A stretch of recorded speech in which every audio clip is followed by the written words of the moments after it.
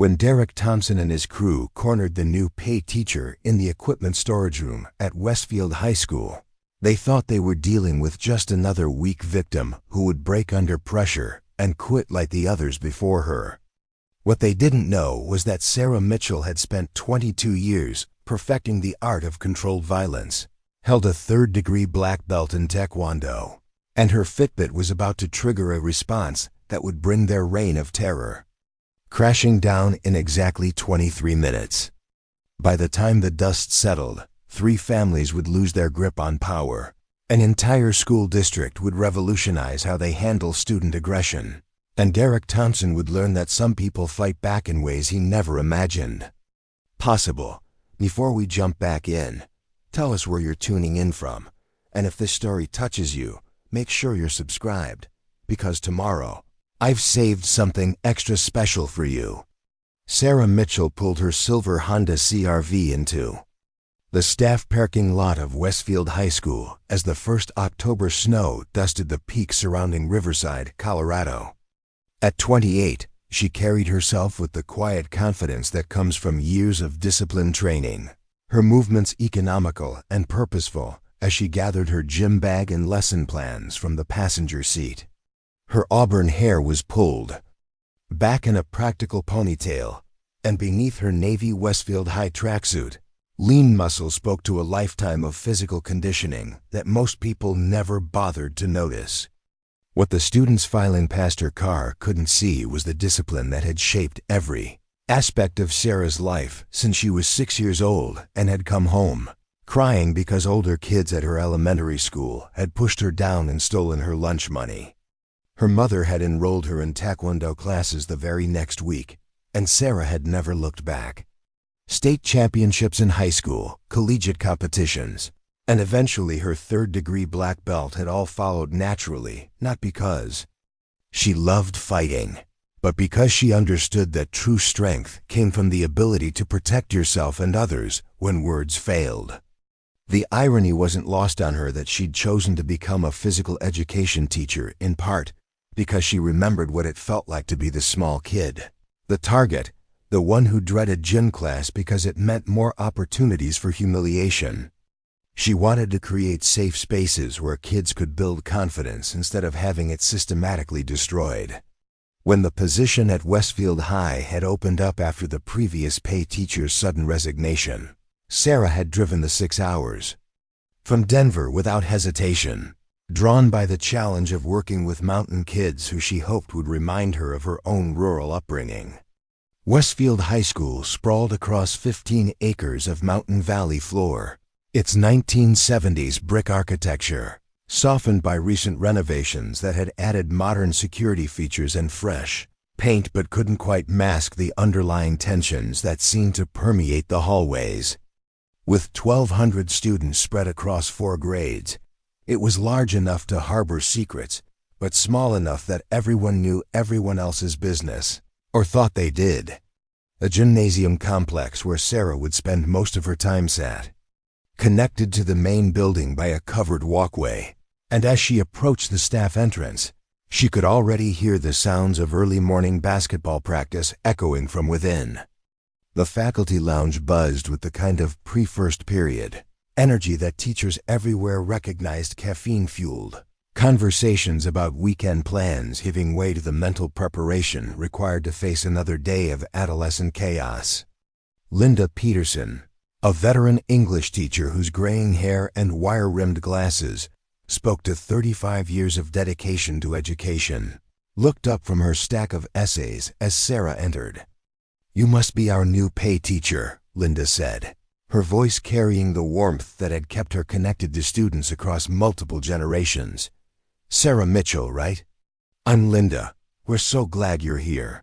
The emphasis on glad carried undertones that Sarah would understand later, but for now she simply smiled and accepted the offered coffee from Mike Chun, a math teacher whose easy grin and casual manner immediately put her at ease. "Thanks for the welcome. I'm excited to get started. The facilities here look incredible." Mike exchanged a glance with Linda that lasted just a moment too long. "They are great facilities," he agreed carefully. And the kids are mostly good. Kids, well, every school has its challenges. Challenges? Sarah asked, settling into a chair and noting how the conversation had suddenly become more careful, more coded. Linda set down her red pen and studied Sarah with the kind of assessment that experienced teachers perfected over decades. Honey, can I ask what made you leave your last position? Denver's got to offer more opportunities than little old Riverside. Sarah considered how much to share, then decided on honesty. I wanted to make a difference somewhere it really mattered. Inner city schools have resources and support systems. Places like this often get forgotten, and the kids here deserve just as much attention and opportunity as kids anywhere else. The silence that followed felt heavy with unspoken warnings. Finally, Linda leaned forward slightly. That's admirable. Sarah, really. But you should know that the last two pay teachers who had your exact attitude and enthusiasm, well, they didn't last long. Jenny Martinez made it 8 months. Kevin Johnson lasted just 4. What happened to them? Sarah asked, though she was beginning to suspect she already knew. Mike glanced toward the door, then lowered his voice. Officially? Jenny took a position closer to family, and Kevin decided teaching wasn't for him. Unofficially? They got worn down by students who, let's say some kids here have learned that if you make a teacher's life miserable enough, their parents' connections can make problems go away. Sarah felt something cold settle in her stomach, but it wasn't fear, it was recognition. She'd seen this pattern before, in different contexts, and it always came down to the same basic dynamic. Bullies thrived in environments where authority figures either couldn't or wouldn't hold them accountable.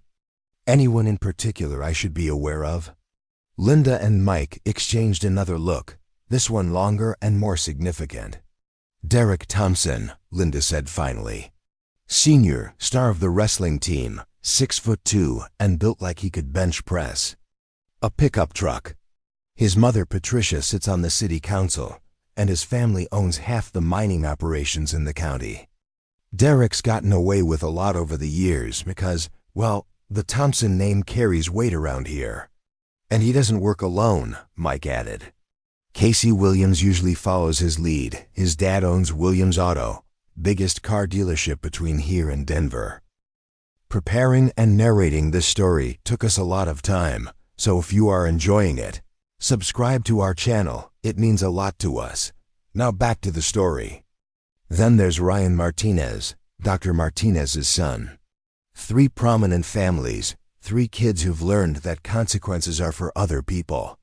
Sarah absorbed this information while sipping her coffee, her mind already categorizing threats and assessing the challenge ahead.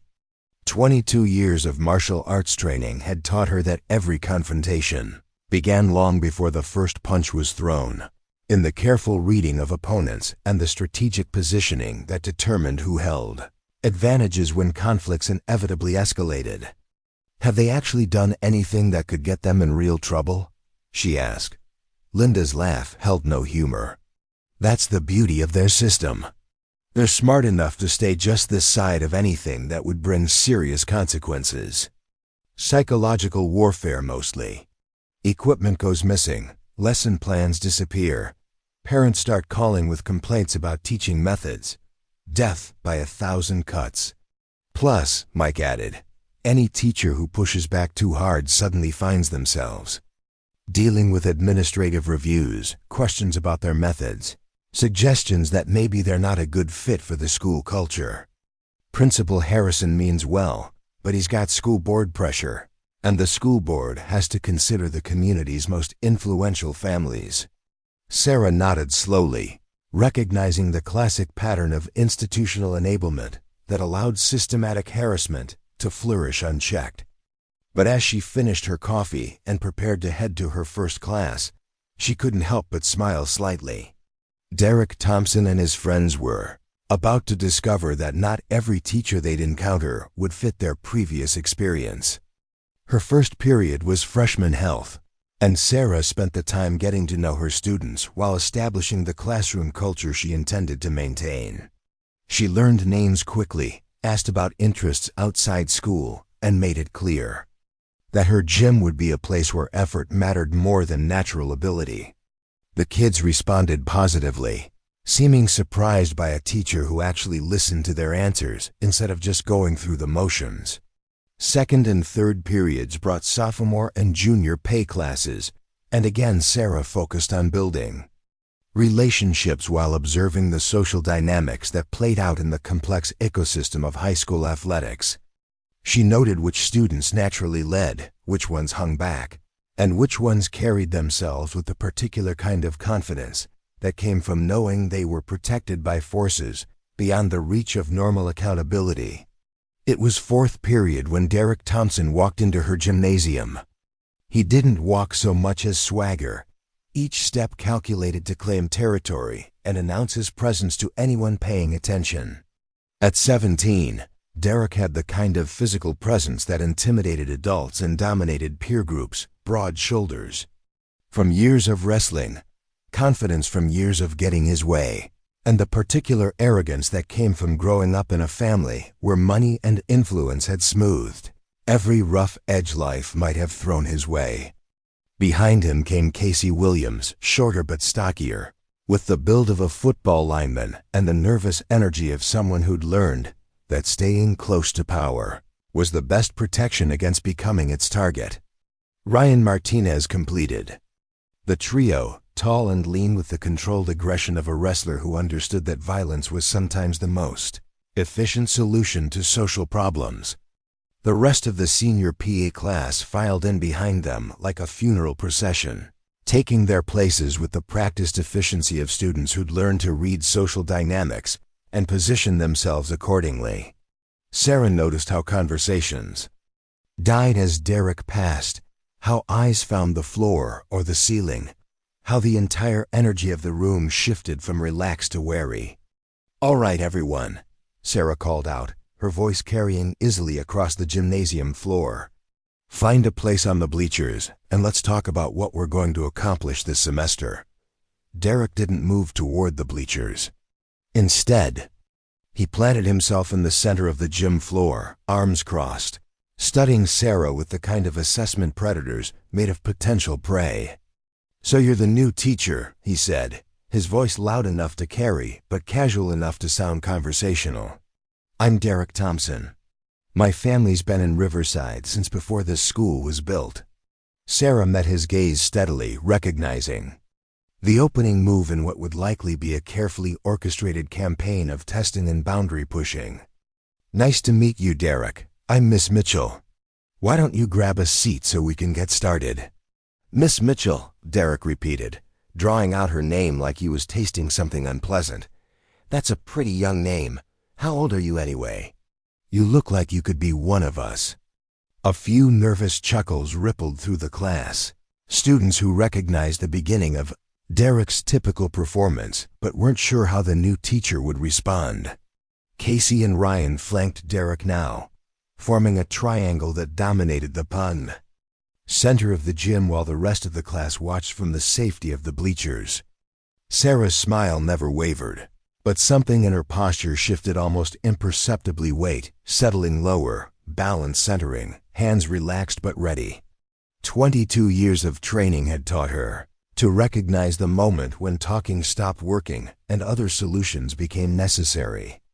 "I'm old enough to have a master's degree in exercise science and young enough to remember what it's like to be 17. Now, as I said, please take a seat so we can begin."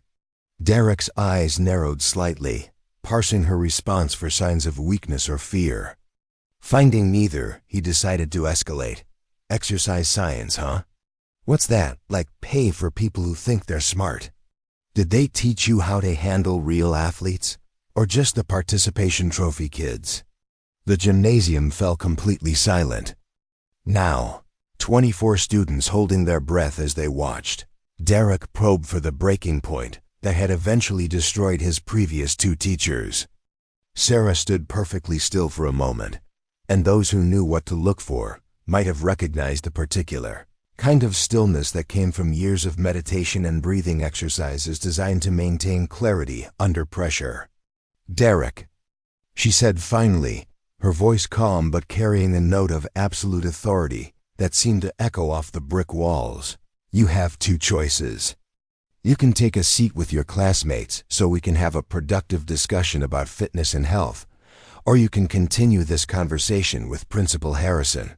What's it going to be? For a moment, Derek's confident mask slipped slightly, revealing something closer to surprise. Teachers didn't usually give him ultimatums. They cajoled, pleaded, tried to find common ground, or simply ignored his behavior until it escalated beyond what they could handle. Direct confrontation was new territory. Casey shifted nervously.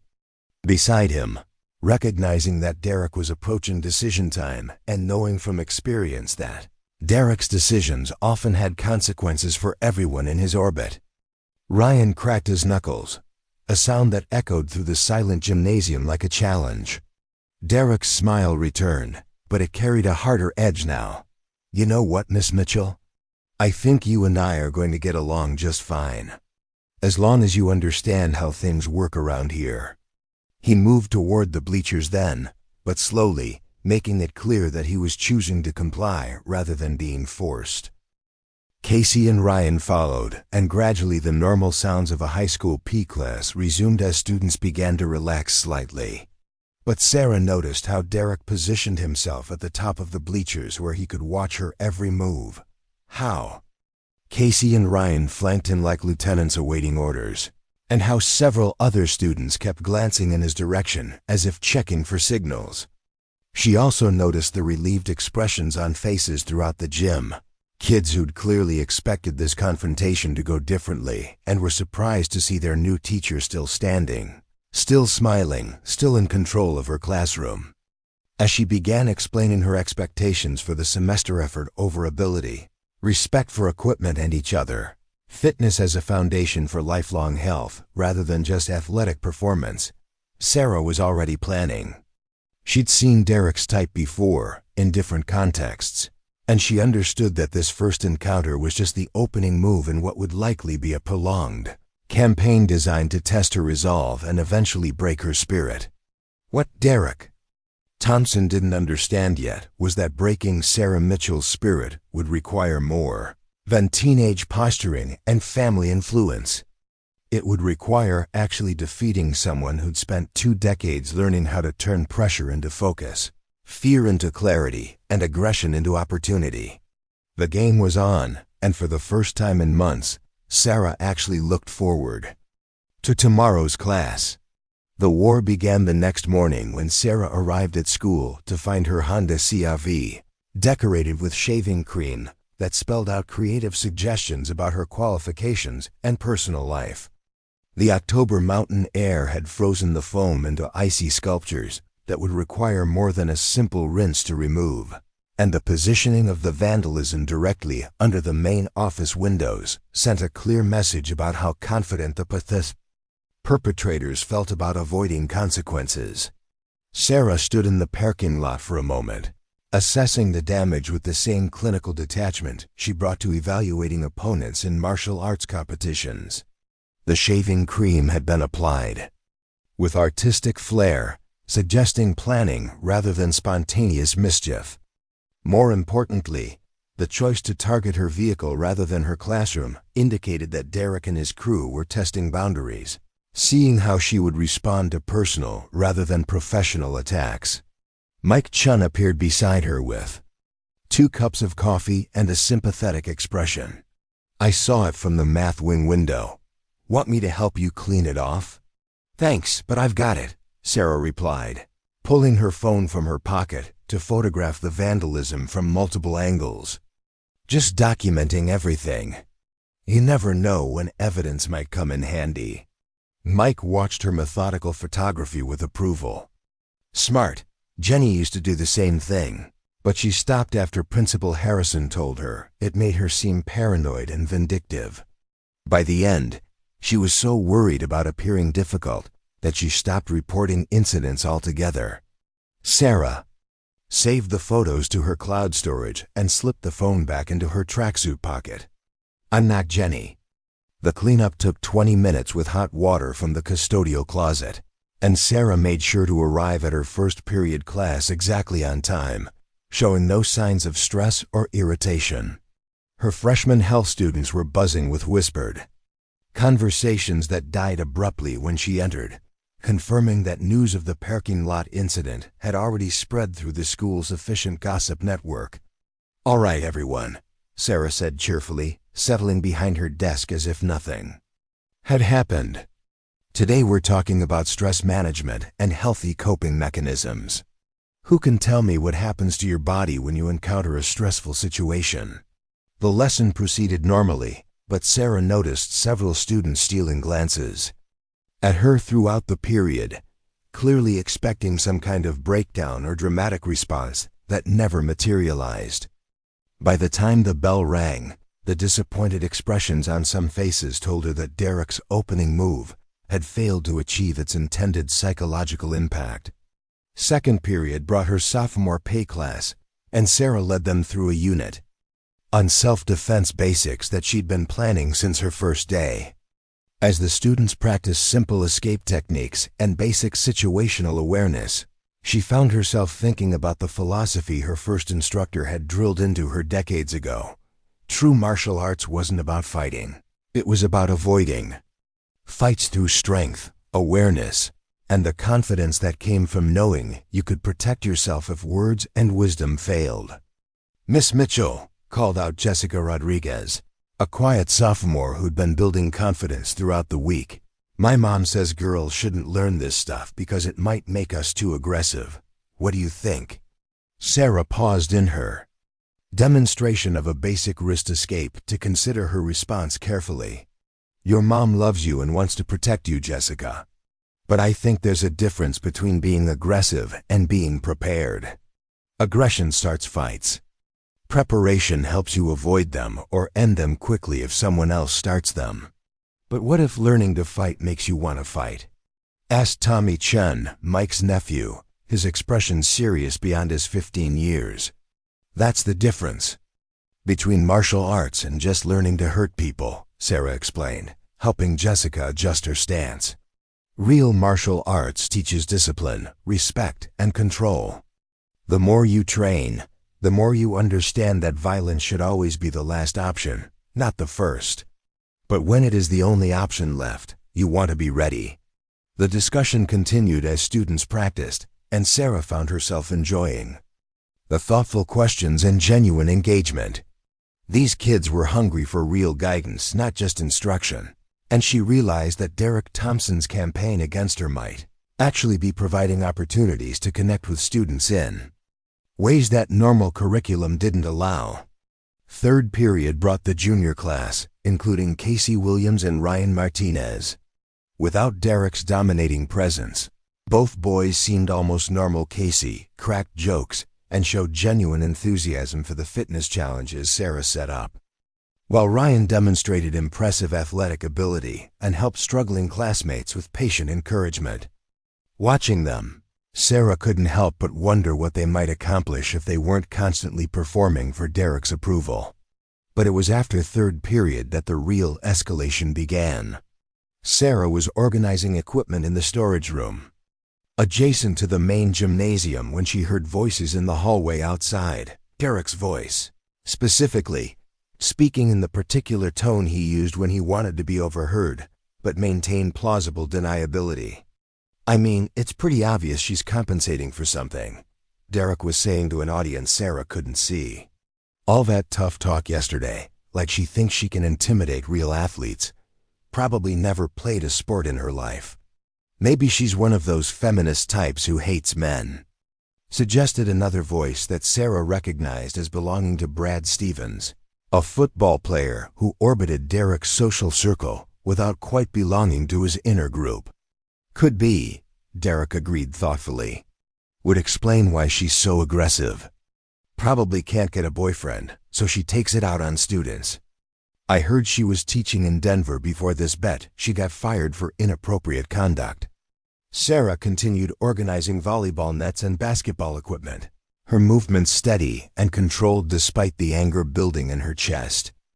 This was classic Derek planting seeds of rumor and suspicion that would spread through the school community like wildfire, creating an atmosphere of doubt and hostility that would make her job increasingly difficult. Maybe someone should talk to their parents, suggested Brad. I mean, if she's unstable or something, they should know. That's a great idea, Derek said, and Sarah could hear the smile in his voice. My mom's always looking out for the community. I'm sure she'd want to know if there were concerns about a teacher's fitness for the job. The voices moved away down the hallway, but the damage was done. Sarah knew that by lunch, rumors about her alleged instability and inappropriate behavior would be circulating throughout the school. By evening, concerned parents would be calling the principal's office. By tomorrow, she'd likely be called in for a meeting about her classroom management style and whether she was a good fit for Westfield High's community values. She finished organizing the equipment with mechanical precision, her mind already 3 moves ahead in the chess game Derek had initiated. He was good at this. She had to admit, better than most bullies she'd encountered. He understood that in small communities, reputation was everything, and that destroying someone's credibility was often more effective than direct confrontation. But Derek's strategy had one crucial flaw. It assumed that Sarah would respond like his previous victims, becoming defensive and emotional, making mistakes that would justify the rumors about her instability. What he didn't understand was that 22 years of martial arts training had taught her something more valuable than fighting techniques. They'd taught her how to think clearly under pressure, how to turn an opponent's strength against them, and how to wait for exactly the right moment to counterattack. Fourth period arrived with the weight of inevitability. Derek strode into the gymnasium with his usual swagger amplified, clearly confident that his morning's work had already begun. To undermine Sarah's position, Casey and Ryan flanked him as always, but today their body language seemed more aggressive, more purposeful. "Afternoon, Miss Mitchell," Derek called out as he crossed the gym floor, his voice carrying false cheer that didn't reach his eyes. "Beautiful day, isn't it? Perfect weather for learning about physical fitness from someone who really understands athletics." Sarah finished setting up cones for the day's agility drills before turning to face him. "Good afternoon, Derek. Ready to work on some conditioning today?" "Oh, I'm always ready to work," Derek replied, stopping just a little closer to her than was appropriate, using his height advantage to create subtle intimidation. "I was just wondering if you had any actual athletic experience, like did you play college sports or anything? Sometimes it's hard to teach what you've never actually done at a high level." The question was designed to sound innocent, while highlighting what Derek assumed was Sarah's weakness: lack of serious athletic credentials.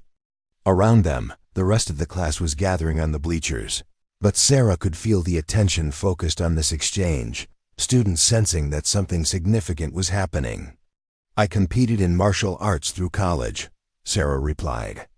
"Evenly, Taekwondo specifically. Made it to nationals a few times." Derek's expression shifted slightly, processing this information and recalibrating his approach. "Martial arts," he repeated thoughtfully. "That's not really a team sport, though, is it? Kind of a solo thing. Must be different working with real athletes who understand cooperation and teamwork." Casey snorted with laughter, and Ryan nodded approvingly. Several other students shifted uncomfortably, recognizing the subtle put-down but unsure how to respond. "You're right that martial arts is often individual competition," Sarah acknowledged. "But it teaches some valuable lessons about discipline, respect, and understanding your own limitations. Things that translate well to team sports." Limitations. Derek seized on the word with obvious satisfaction. "That's interesting. I mean, no offense, but martial arts is kind of like dancing, right? Very controlled, very safe. Not like real contact sports where you might actually get hurt." The challenge in his voice was unmistakable now, and Sarah realized they'd reached another decision point. Derek was pushing for a reaction, hoping to provoke either defensive anger or backing down that would confirm his narrative about her unsuitability for the job. "Why don't we find out?"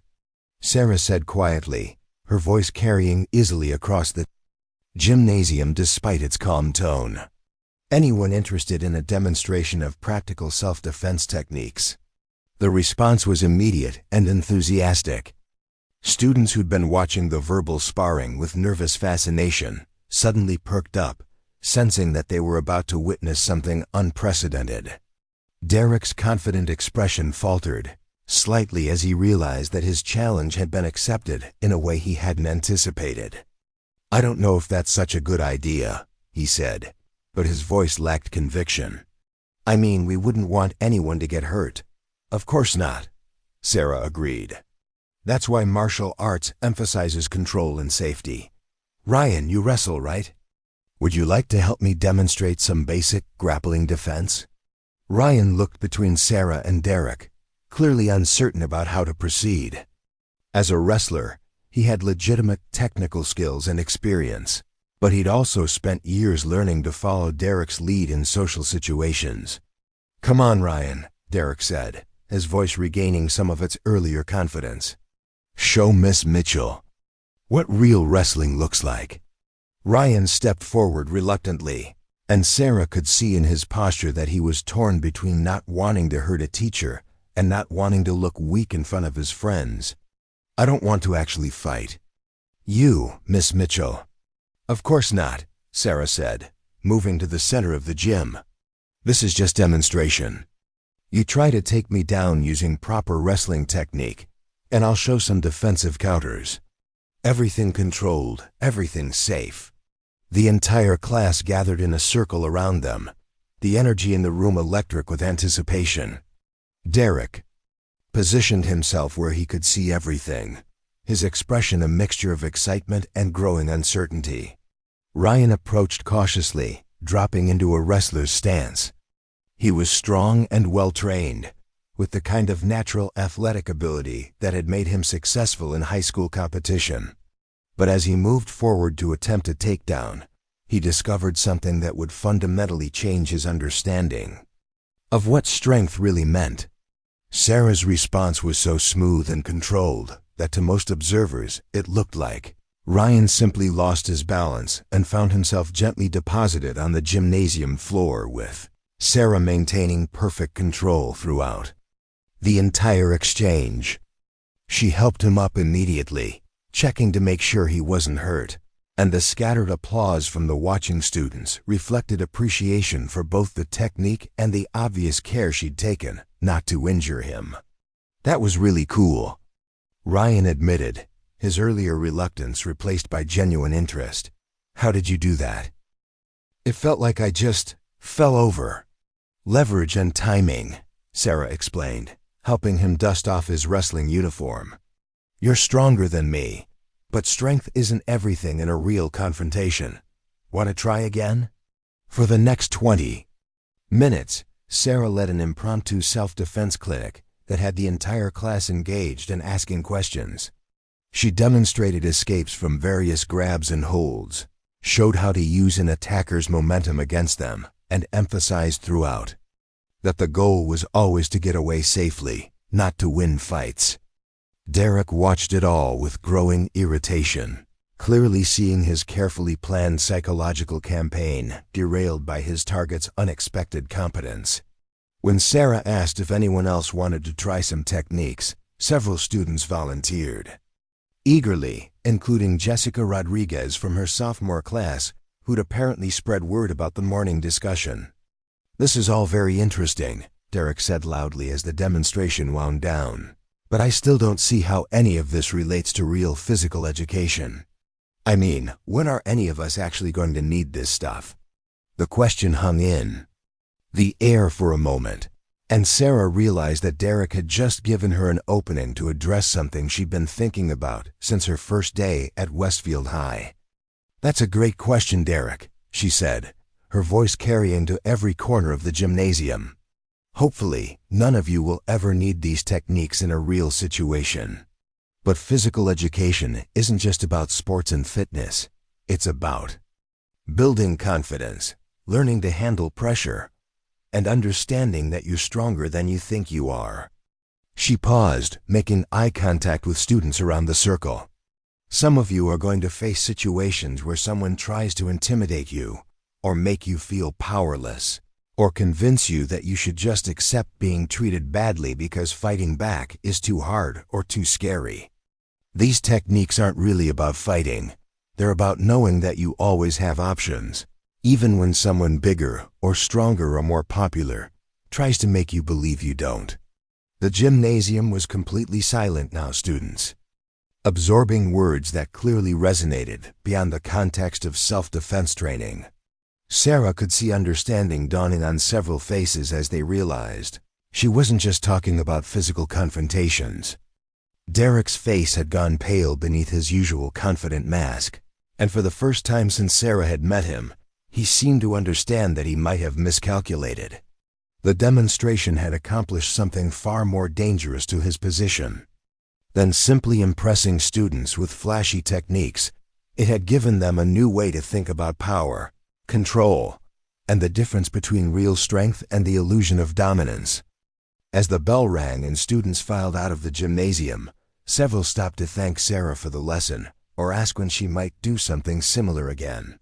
Derek left without speaking, but not before Sarah caught him staring at her with an expression she recognized from years of competition, the look of an opponent realizing they'd underestimated their adversary and were going to have to change strategies.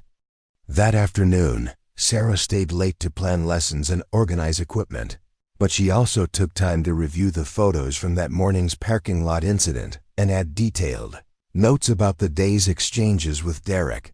Her martial arts training had taught her that preparation was the foundation of effective defense, and she had a feeling she was going to need every advantage she could gather.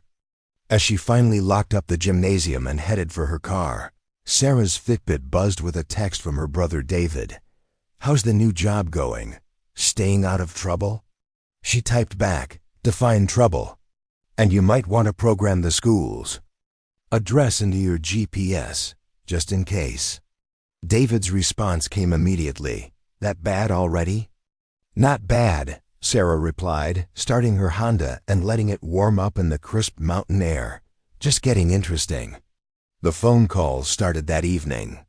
Sarah was grading health worksheets in her small apartment overlooking Riverside's Main Street when her cell phone rang with the first of what would become a coordinated campaign. The caller ID showed a local number she didn't recognize. "Miss Mitchell? This is Janet Foster, Brittany's mother from your sophomore health class." The woman's voice carried the particular tone of concerned parent, mixed with barely controlled anger. "I need to discuss some very troubling things I've heard about your teaching methods." Sarah set down her red pen and prepared for what she suspected would be the first of many similar conversations. "Of course, Mrs. Foster. What concerns can I address for you?" "Well, I heard from several parents that you've been teaching children violent techniques, encouraging them to hurt each other. That's completely inappropriate for a school environment, and frankly, I'm questioning whether you have the proper temperament to be around impressionable young people." The phrasing was too polished, too specific to be spontaneous outrage.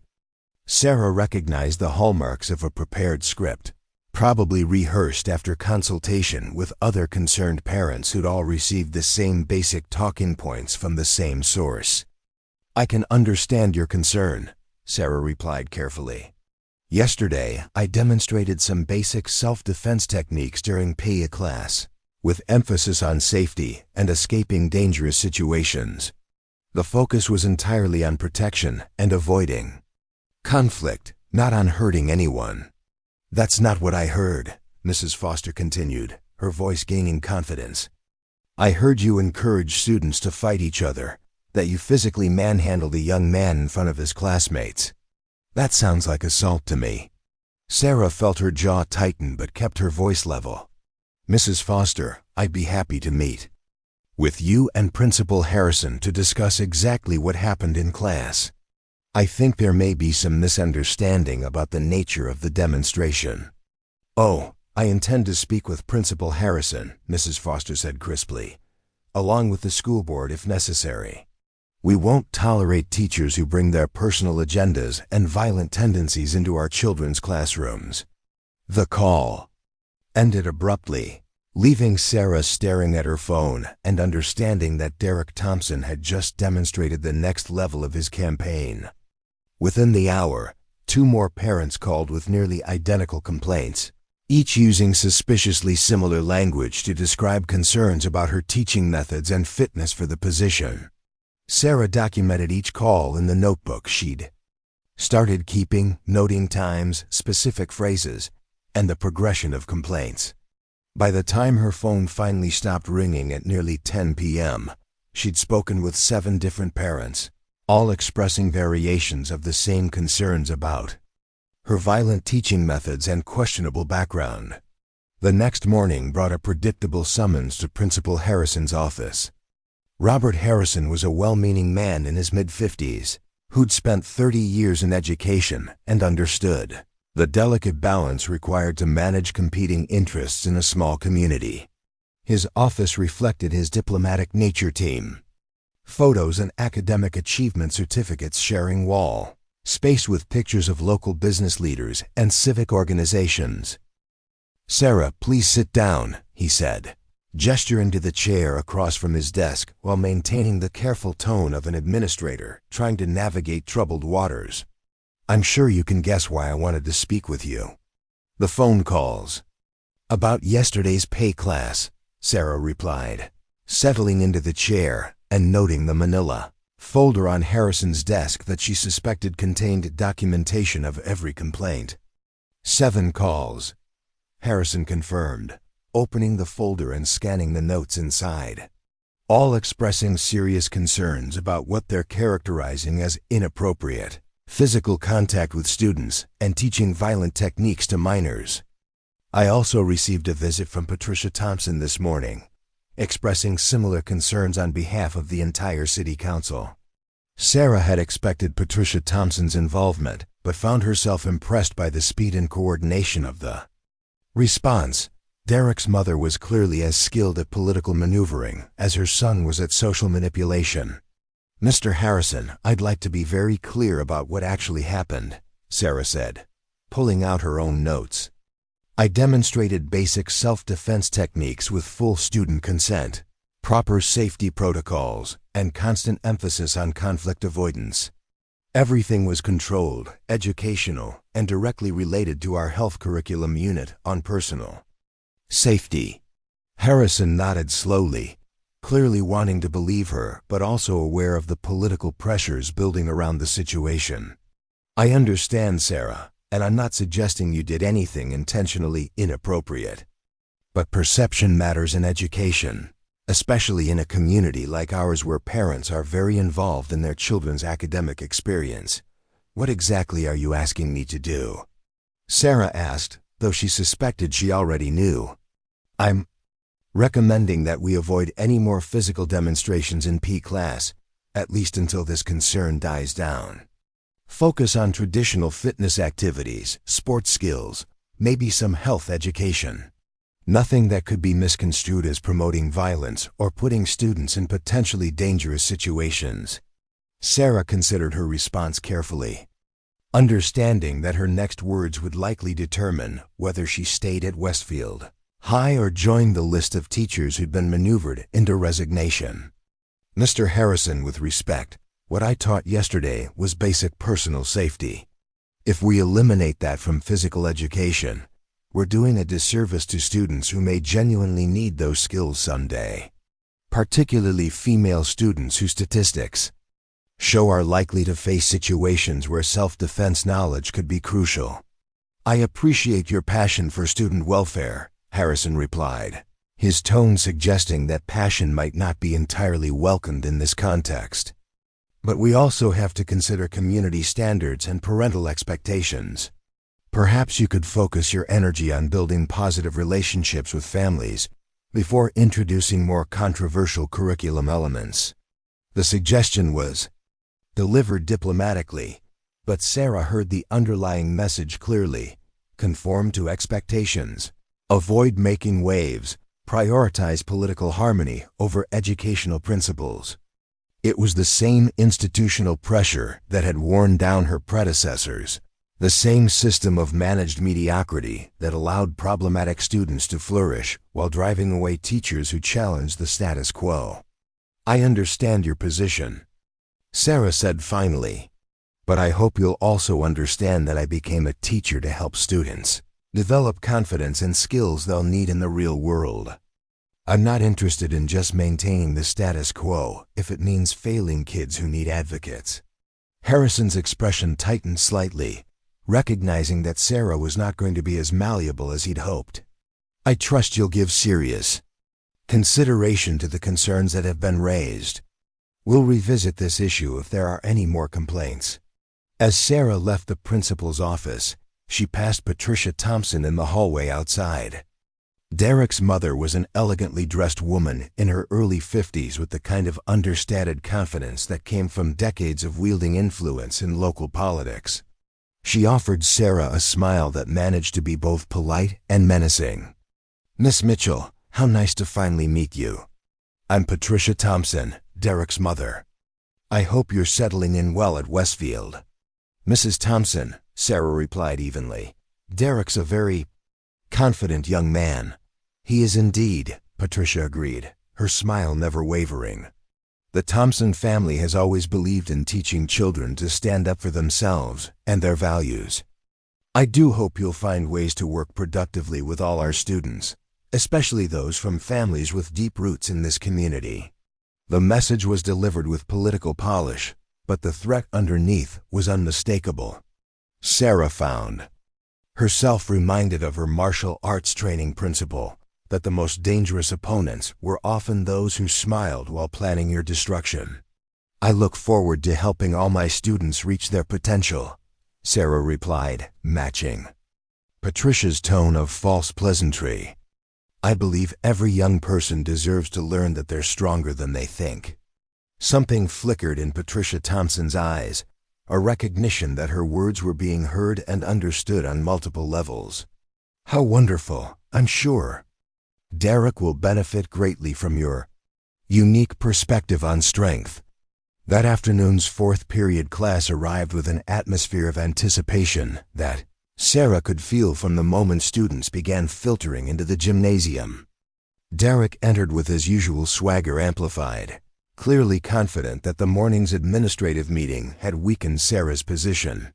Casey and Ryan flanked him as always, but today their body language suggested wolves sensing wounded prey. "Afternoon, Miss Mitchell," Derek called out, his voice carrying false concern. "I heard you had a rough morning. Some parents expressing concerns about your teaching methods." Several students shifted uncomfortably, recognizing that Derek was pushing boundaries even by his standards. Sarah noticed that some faces showed sympathy rather than the entertainment that Derek's performances usually generated, suggesting that yesterday's self-defense demonstration had created more complicated dynamics than he'd anticipated. "Good afternoon, Derek," Sarah replied calmly, finishing her setup of equipment for the day's fitness circuit. "Ready to work on some conditioning?" "Oh, I'm always ready to work," Derek said, moving closer to her than was appropriate while maintaining plausible deniability about his intentions. "I was just wondering if we're going to have any more of those martial arts demonstrations." Some of the parents seemed pretty upset about that. The question was designed to sound innocent while highlighting what Derek assumed was his victory. In the administrative arena, around them, 24 students watched the exchange with the fascination of spectators at a prize fight, sensing that they were witnessing something significant. "Today we're focusing on cardiovascular fitness and team cooperation," Sarah replied, her voice carrying easily across the gymnasium. Everyone partnered up for circuit training. Derek's smile widened, interpreting her change in curriculum as evidence that his campaign was working. "Cardiovascular fitness. That sounds safe enough. Wouldn't want anyone to get hurt." Sarah began explaining the circuit stations, push-ups, sit-ups, jumping jacks, and relay races designed to build endurance while encouraging mutual support. As students paired off and began rotating through the activities, she noticed that Derek made a point of dominating every station, pushing other students aside and treating the exercises like personal showcases rather than cooperative learning. "Derek," she called out as he shoved past a smaller student to reach the pull-up bar. "These are partner exercises. The goal is to encourage each other, not compete." "I am encouraging," Derek replied loudly enough for everyone to hear. "I'm encouraging everyone to keep up with real athletes instead of settling for participation." Trophy effort. Casey laughed appreciatively, and several other students looked uncomfortable but said nothing. Sarah realized she was witnessing the dynamic that had likely driven away her predecessors, Derek's ability to create an atmosphere where educational goals became secondary to managing his behavior and protecting other students from his aggression. "Let's take a water break," Sarah announced, though they were only 15 minutes into the period. As students dispersed to the drinking fountains, she approached Derek with the calm directness that 22 years of martial arts had taught her to bring to confrontational situations. "Derek, I need you to follow the activity instructions and work cooperatively with your assigned partner." Derek straightened to his full height, using his physical presence in a way that had probably intimidated every adult authority figure in his life. "I am following instructions. Maybe your instructions just aren't clear enough for real athletes to understand." The challenge was unmistakable now, delivered in front of witnesses with the particular arrogance of someone who'd never faced real consequences for pushing boundaries. Sarah felt the familiar calm that came over her in martial arts competitions, the state of relaxed alertness that preceded decisive action. "Your instructions are to work with Tommy Chun on the agility ladder," she said quietly, her voice carrying absolute authority despite its calm tone. "Either you follow those instructions, or you sit out for the rest of class." "Make me," Derek said, the words slipping out before he could consider their implications. The gymnasium fell completely silent. 24 teenagers held their breath as they realized that Derek Thompson had just directly challenged a teacher's authority in a way that crossed every line of acceptable behavior. Even Casey and Ryan looked shocked by the escalation. Sarah stood perfectly still for a moment, and those familiar with martial arts might have recognized the particular quality of stillness that preceded explosive action. When she spoke, her voice was so quiet that students leaned forward to hear it. "Sit down, Derek." Something in her tone, not anger, not frustration, but the absolute certainty of someone who'd never learned to doubt their ability to handle. Whatever came next caused Derek to take an involuntary step backward. For just a moment, his confident mask slipped completely, revealing something closer to uncertainty.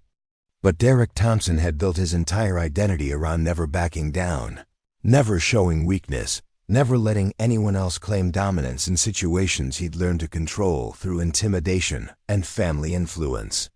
Recovery required escalation. "You know what?" he said, his voice carrying the particular edge that preceded violence. "I'm getting really tired of teachers who think they can push real students around just because they have some made-up authority." He stepped forward again, closer now than any student should ever be to a teacher, his presence designed to create the kind of physical intimidation that had worked successfully throughout his high school career. Casey moved to flank him, caught up in the momentum of confrontation despite his obvious discomfort with the direction things were heading. Sarah remained perfectly centered, her weight balanced and her hands relaxed but ready. 22 years of training had prepared her for exactly this moment, the instant when talking stopped working and other solutions became necessary. "Last chance, Derek," she said quietly. "Sit down or walk out of my classroom."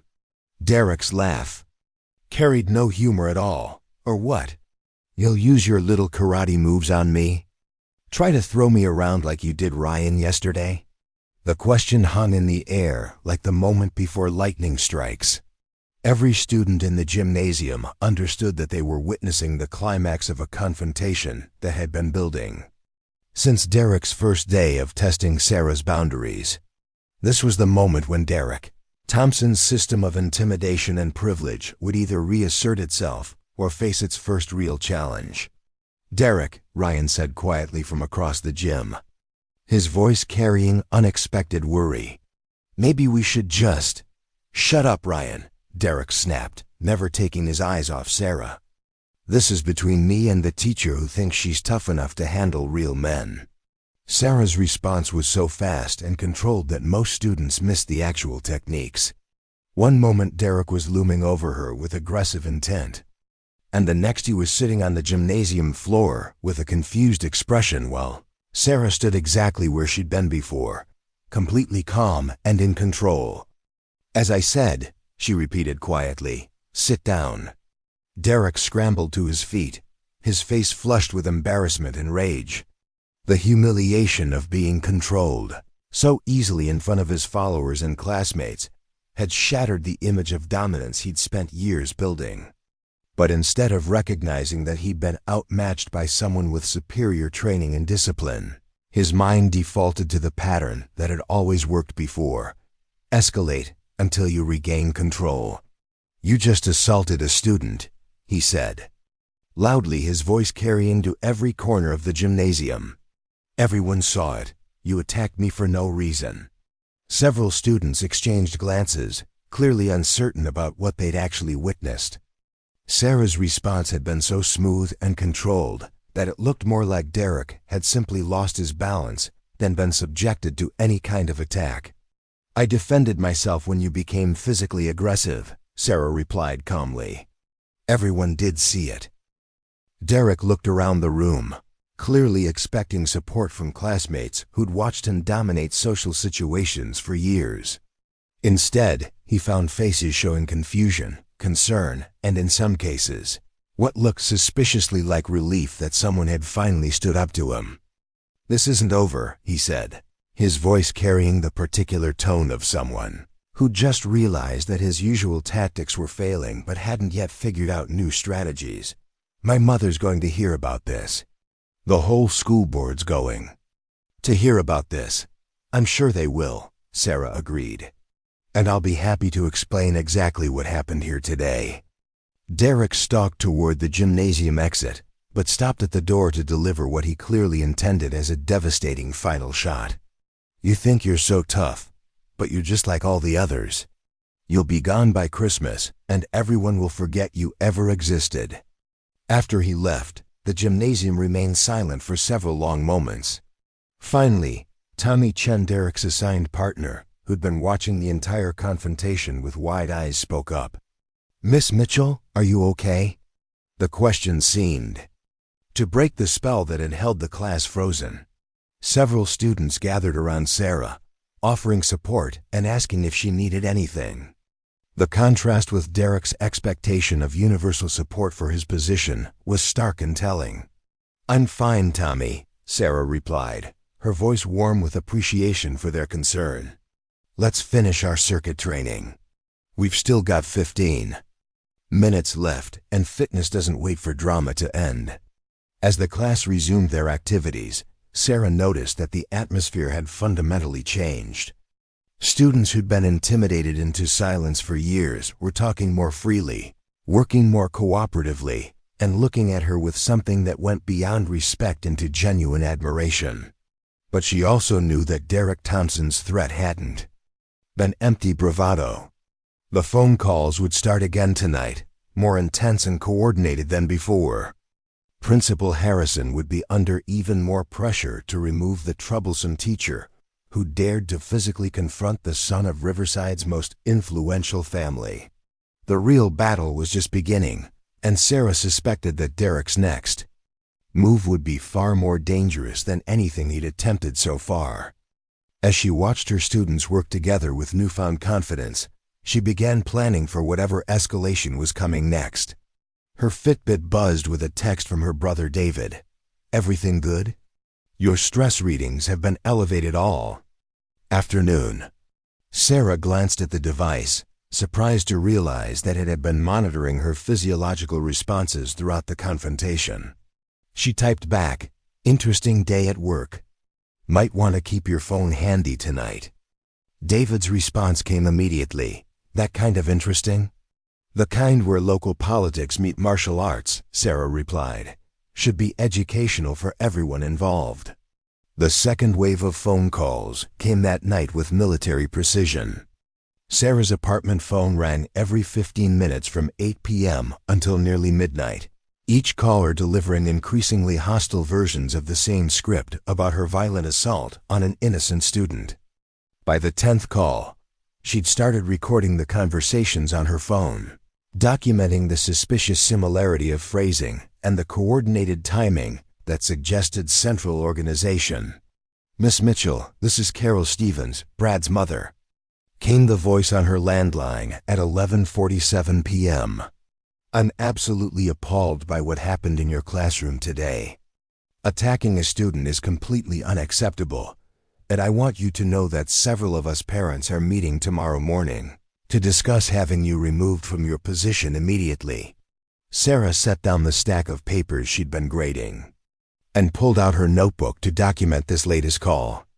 "Mrs. Stevens, I'm happy to meet with you and Principal Harrison to discuss exactly what occurred during class today.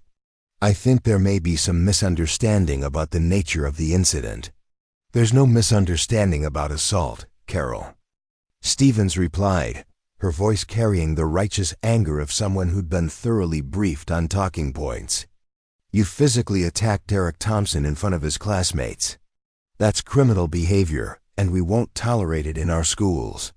Mrs. Stevens, Derek became physically aggressive toward me, and I used minimal force to protect myself while ensuring no one was injured.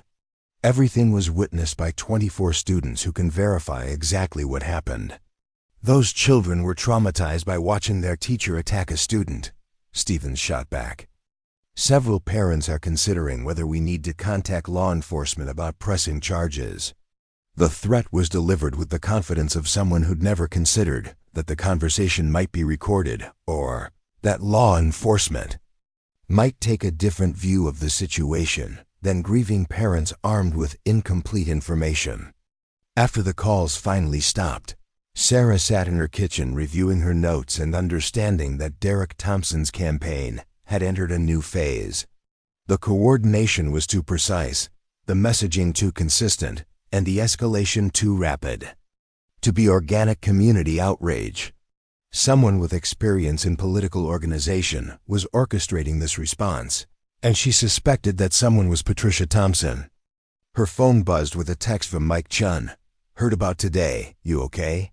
Coffee tomorrow before school?" Sarah typed back, "Thanks. Could use a friendly face before whatever's coming next." Mike's response came immediately. "It's going to get worse before it gets better. But for what it's worth, some of us think you did exactly what needed doing." The next morning brought a formal summons to an emergency meeting in Principal Harrison's office. When Sarah arrived at 7:30 a.m., she found Harrison, Superintendent Angela Rodriguez, and Patricia Thompson already seated around the conference table. The presence of the superintendent indicated that this had escalated beyond normal school-level discipline into district-wide political management. "Sarah, please sit down," Superintendent Rodriguez began, her voice carrying the careful neutrality of someone trying to navigate competing pressures.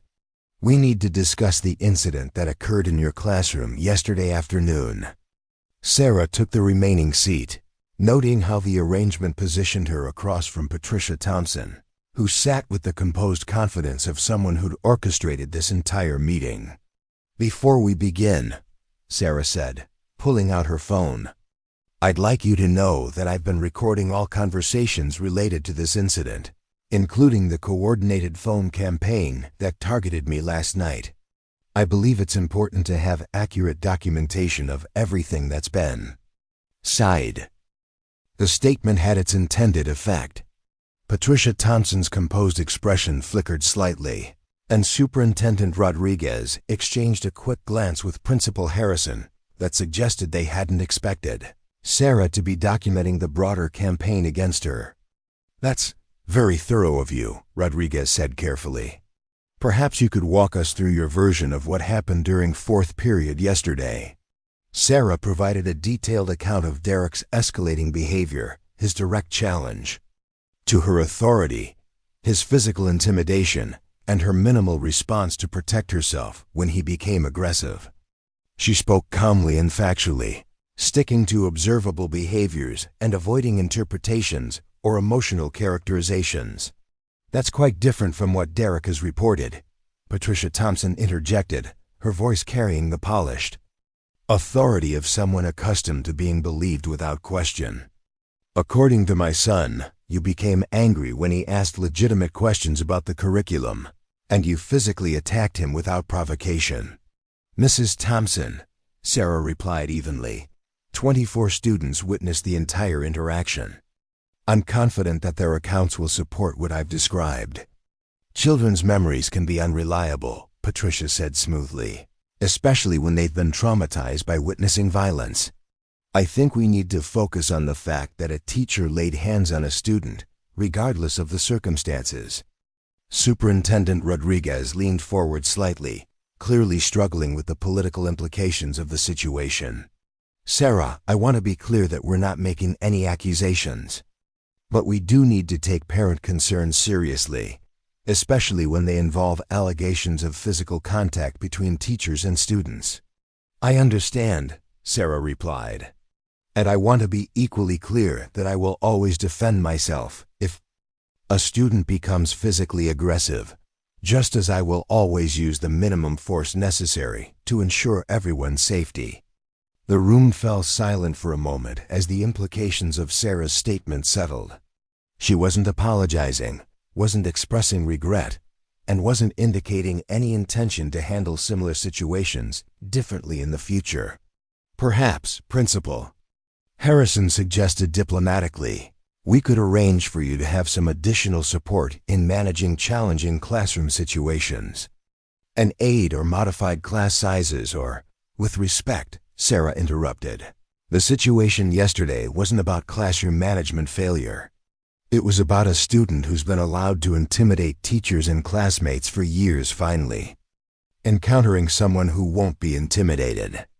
Patricia Thompson's composed mask slipped completely, revealing something much sharper underneath. "Miss Mitchell, I think you're forgetting that this is a small community where families have deep roots and long relationships. Teachers come and go, but the community remains. Perhaps you should consider whether this position is really the right fit for your particular approach to education." The threat was delivered with political polish, but its meaning was unmistakable. Sarah found herself thinking about her martial arts training principle that the most dangerous moment in any confrontation was when your opponent realized they were losing and decided to abandon all restraint. "Mrs. Thompson," Sarah replied, her voice carrying the calm certainty that came from years of facing down opponents who thought intimidation was a substitute for skill. "I became a teacher to help students develop confidence and learn that they're stronger than they think. I'm not interested in maintaining systems that teach them the opposite." Before Patricia could respond, there was a knock on the conference room door. Principal Harrison's secretary entered with an apologetic expression. "I'm sorry to interrupt, but there are several students here who say they need to speak with Superintendent Rodriguez about yesterday's incident."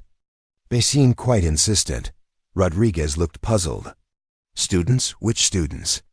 "Ryan Martinez, Tommy Chun, Jessica Rodriguez, and about 15 others. They say they have important information about what really happened in Miss Mitchell's class." The adults in the room exchanged glances, clearly not having anticipated that students would insert themselves into the administrative process. Patricia Thompson's expression showed particular concern, suggesting that student testimony wasn't part of her preferred narrative. "Send them in," Rodriguez said after a moment's consideration. "Let's hear what they have to say." Ryan Martinez entered first, followed by Tommy Chun and Jessica Rodriguez, with a dozen other students filing in behind them. Sarah recognized most of them from her various classes, but was surprised to see several seniors who weren't in her fourth period class and whom she barely knew. "Superintendent Rodriguez," Ryan began, his voice carrying the nervous determination of someone who'd never challenged authority before, but had decided the stakes were too high to remain silent. "We wanted to make sure you heard the truth about what happened yesterday." "Go ahead, Ryan," Rodriguez encouraged, though her expression suggested she was uncertain about the wisdom of involving students in administrative proceedings. "Derek Thompson has been bullying teachers and students for years," Ryan said, words coming faster as his confidence built. "He drove out Mrs. Martinez and Mr. Johnson, and he was trying to do the same thing to Miss Mitchell. Yesterday, he got physical with her first, and she just defended herself." "That's not Patricia," Thompson began, but Tommy Chun interrupted her. "Mrs. Thompson, with respect, Derek has been getting away with stuff for years because everyone's afraid of your family's influence. But what happened yesterday wasn't Miss Mitchell attacking Derek. It was Derek finally running into someone who wouldn't let him be a bully." The room erupted as Patricia Thompson stood up angrily. Principal Harrison tried to restore order, and students began talking over each other to share their own experiences with Derek's behavior. In the chaos, Sarah noticed Jessica Rodriguez recording everything on her phone, documenting the confrontation for posterity. "Enough," Superintendent Rodriguez called out, her voice cutting through the noise. "This is highly irregular. Students shouldn't be involved in personnel discussions." "But we should be involved when it's about our safety," Jessica said, her voice clear and determined. "Derek Thompson has made school unsafe for a lot of us for a long time. Miss Mitchell is the first teacher who's ever stood up to him, and now you're going to punish her for it." "No one's being punished," Rodriguez said carefully. "We're trying to understand what happened and ensure everyone's safety." "You want to ensure everyone's safety?" Ryan asked, his voice gaining strength. "Then maybe start by acknowledging that Derek Thompson is the problem, not Miss Mitchell." Before anyone could respond, the conference room door opened again, and Principal Harrison's secretary appeared with another apologetic expression. "I'm sorry, but there's a police officer here who says he needs to speak with everyone immediately." "Something about an emergency alert?" The confusion in the room was palpable as Officer Jennifer Walsh of the Riverside Police Department entered, her expression serious and professional. Sarah's heart rate spiked as she recognized the potential implications, but Officer Walsh's first words weren't what anyone expected. "I'm here about the emergency alert we received from this location approximately 20 minutes ago. Our dispatch system shows an automated distress signal from a fitness tracking device registered to Sarah Mitchell, indicating potential assault in progress." Sarah's hand went automatically to her Fitbit, which she'd completely forgotten about during the stress of the meeting. The device had apparently interpreted her elevated heart rate, blood pressure, and stress indicators as signs of physical danger and triggered its emergency protocol. The signal included GPS coordinates placing the incident in this building. Officer Walsh continued, along with biometric data suggesting Miss Mitchell was in immediate physical danger. "We're required to investigate all automated emergency alerts, especially those involving potential workplace violence." The room fell silent as everyone processed the implications. Sarah's fitness tracker had essentially called the police on the meeting itself, interpreting the stress and confrontational atmosphere as a genuine emergency requiring law enforcement intervention. "Officer Walsh," Superintendent Rodriguez said carefully, "this is just an administrative meeting. There's no emergency here." "Ma'am, with respect, automated emergency systems don't distinguish between different types of stress or danger. If Miss Mitchell's device triggered an alert, it means her biometric readings indicated she was in distress, consistent with assault or other physical threat." Patricia Thompson's face had gone pale as she realized that her carefully orchestrated political pressure campaign had just escalated into a law enforcement matter with electronic evidence of its impact. "Officer Walsh," Sarah said, finding her voice, "I appreciate the response, but I can confirm that I'm not in immediate physical danger. However, I have been experiencing significant stress due to coordinated harassment related to my job performance. Harassment? Officer Walsh asked, pulling out her notebook. Can you elaborate on that? Sarah provided a concise summary of the phone campaign, the administrative pressure, and the current meeting's dynamics, while Patricia Thompson sat in increasingly uncomfortable silence. Officer Walsh took detailed notes, particularly when Sarah mentioned the recorded phone calls and the suspicious coordination of complaints. Mrs. Thompson, Officer Walsh said, turning to Patricia, you're mentioned in several of these incidents. Do you have any comment about the coordination of complaints against Miss Mitchell? This is outrageous, Patricia replied, but her voice lacked its earlier confidence. Parents have every right to express concerns about inappropriate teacher behavior. Absolutely, Officer Walsh agreed. But coordinated harassment campaigns can constitute criminal behavior, especially when they create hostile work environments or attempt to interfere with someone's employment through false accusations. The meeting devolved rapidly from there. Superintendent Rodriguez attempted to restore order while simultaneously trying to understand the legal implications of the situation. Principal Harrison looked like he wanted to disappear entirely. The students continued documenting everything on their phones, creating a real-time record that would soon spread across social media. But the most significant development came when Officer Walsh received a radio call that changed everything. Officer Walsh, we've got another situation developing at Westfield High. Reports of a student making threats against a teacher, possibly armed. Need you to respond immediately. The room went dead silent. Every face turned toward the radio as the implications sank in. Which student? Officer Walsh asked.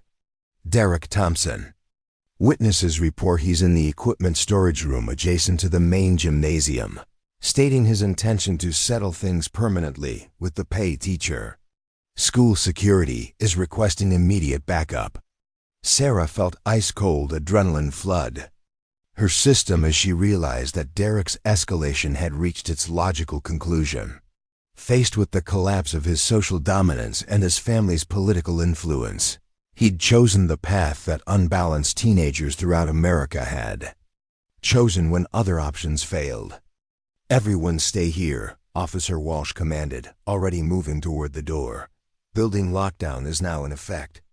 But Sarah was already standing, her martial arts training overriding every institutional protocol. Officer Walsh, that storage room is part of my teaching area. I know the layout better than anyone. Ma'am, you need to stay here where it's safe. With respect, Sarah replied, her voice carrying the absolute certainty of someone who'd trained for exactly this type of situation. Derek Thompson is my student and my responsibility. And if he's planning to hurt people, hiding in a conference room isn't going to help anyone. Before Officer Walsh could object, Sarah was out the door and moving down the hallway with the fluid efficiency of someone who'd spent 22 years preparing for moments when everything depended on speed, skill, and the courage to act when others hesitated. Behind her, she could hear Officer Walsh radioing for additional backup while ordering the others to maintain lockdown. But Sarah's focus had narrowed to the familiar zone of absolute clarity that came over her during martial arts competitions, when everything except the immediate challenge faded into background noise. The storage room was exactly where she'd expected to find Derek, the same space where she kept equipment for her classes, isolated enough for privacy, but connected enough to the main gymnasium that any confrontation would quickly spread throughout the school. As she approached, she could hear his voice through the partially open door, talking to someone on his phone. I'm done playing games, Derek was saying, his voice carrying the particular edge that preceded violence. She thinks she can humiliate me in front of everyone, make me look weak. She's about to learn what real power looks like. Sarah positioned herself where she could see into the room while remaining hidden. Derek stood with his back to the door, holding what appeared to be a baseball bat from the equipment storage. His posture radiated the kind of desperate aggression that came from someone who'd run out of other options and decided that destruction was preferable to defeat. "No, I'm not backing down," Derek continued into his phone. "Everyone's going to see what happens when you mess with the wrong family. She wants to play tough? Let's see how tough she is when she's locked in here with me." Sarah's blood went cold as she realized Derek's plan. He intended to trap her in the storage room and assault her with the baseball bat, probably planning to claim self-defense afterward or rely on his family's influence to minimize consequences. It was the logical escalation of his campaign. If he couldn't destroy her professionally or socially, he'd destroy her physically. Moving with the silent efficiency that 22 years of martial arts had ingrained into muscle memory, Sarah approached the storage room door. Every element of her training coalesced into this moment: the breathing techniques that kept her calm under pressure, the situational awareness that let her assess threats and opportunities, the physical skills that could neutralize aggression while minimizing harm to everyone involved. Derek was still talking into his phone when Sarah stepped into the doorway. "Hello, Derek." He spun around, the baseball bat coming up automatically in a grip that suggested he'd actually thought about how to use it as a weapon. His face showed a mixture of surprise and satisfaction. Surprise that she'd found him so quickly. Satisfaction that his plan was proceeding as intended. "Miss Mitchell," he said, his voice carrying false calm that didn't reach his eyes. "Perfect timing. I was just thinking we needed to finish our conversation from yesterday. Derek, put down the bat and let's talk about whatever's bothering you. Violence isn't going to solve anything." Derek's laugh held no humor at all. "Violence? That's rich coming from someone who attacked a student in front of his classmates. I'm just evening the score." "I defended myself when you became aggressive," Sarah replied, her voice steady despite the adrenaline flooding her system. "Just like I'll defend myself now if you choose to escalate this situation." "Choose to escalate?" Derek stepped forward, the bat held across his body in a way that could quickly become a weapon. "Lady, I'm way past choosing. You embarrassed me. You got my mother involved. You turned my friends against me. You destroyed everything I built here." Sarah could see the genuine pain and confusion beneath Derek's anger, the bewilderment of someone who'd never learned to handle failure or defeat, because his family's influence had always provided protection from natural consequences. In a different world, with different choices, this could have been a teaching moment about resilience and personal growth. But Derek Thompson was holding a baseball bat and had already demonstrated his willingness to use violence to solve problems. "Derek, whatever you think I've done to you, hurting me isn't going to fix it. All it's going to do is destroy your future and hurt people who care about you." "My future?" Derek's voice rose with genuine hysteria. "What future? Everyone thinks I'm a joke now. Everyone knows you made me look weak. My mother's probably going to lose her council seat because of the scandal. My dad's talking about sending me to military school." Sarah could hear sirens approaching. The school, probably Officer Walsh's backup arriving to deal with the crisis.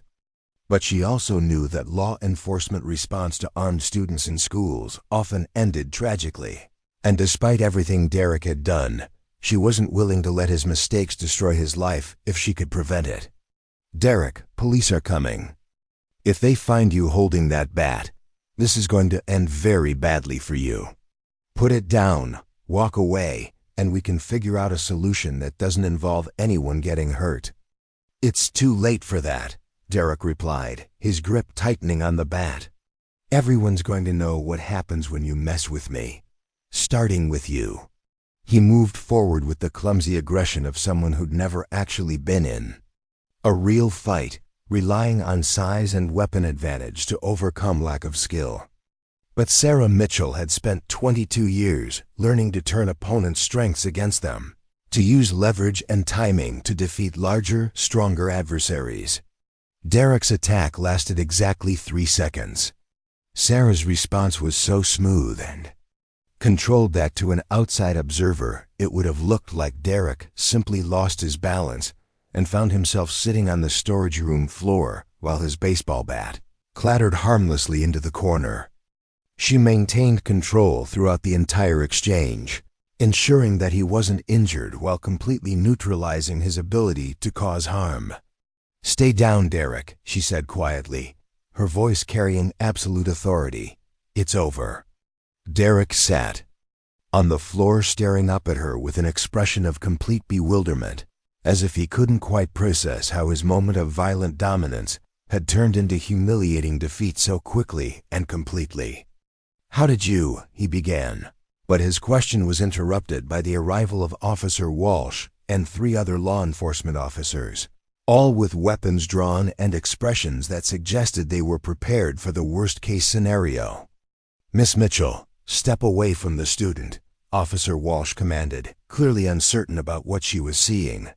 "The situation is under control," Sarah replied, moving slowly away from Derek while keeping her hands visible. "Derek is unharmed. The weapon is secure, and he's ready to cooperate with you."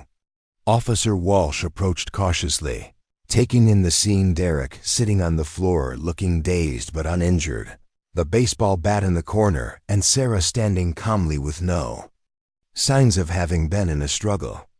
"Derek Thompson," Officer Walsh said, "you're under arrest for assault with a weapon, making terroristic threats, and creating a dangerous situation in a school environment." As Derek was handcuffed and read his rights, his expression showed the dawning realization that his family's influence wasn't going to protect him from federal charges related to school violence.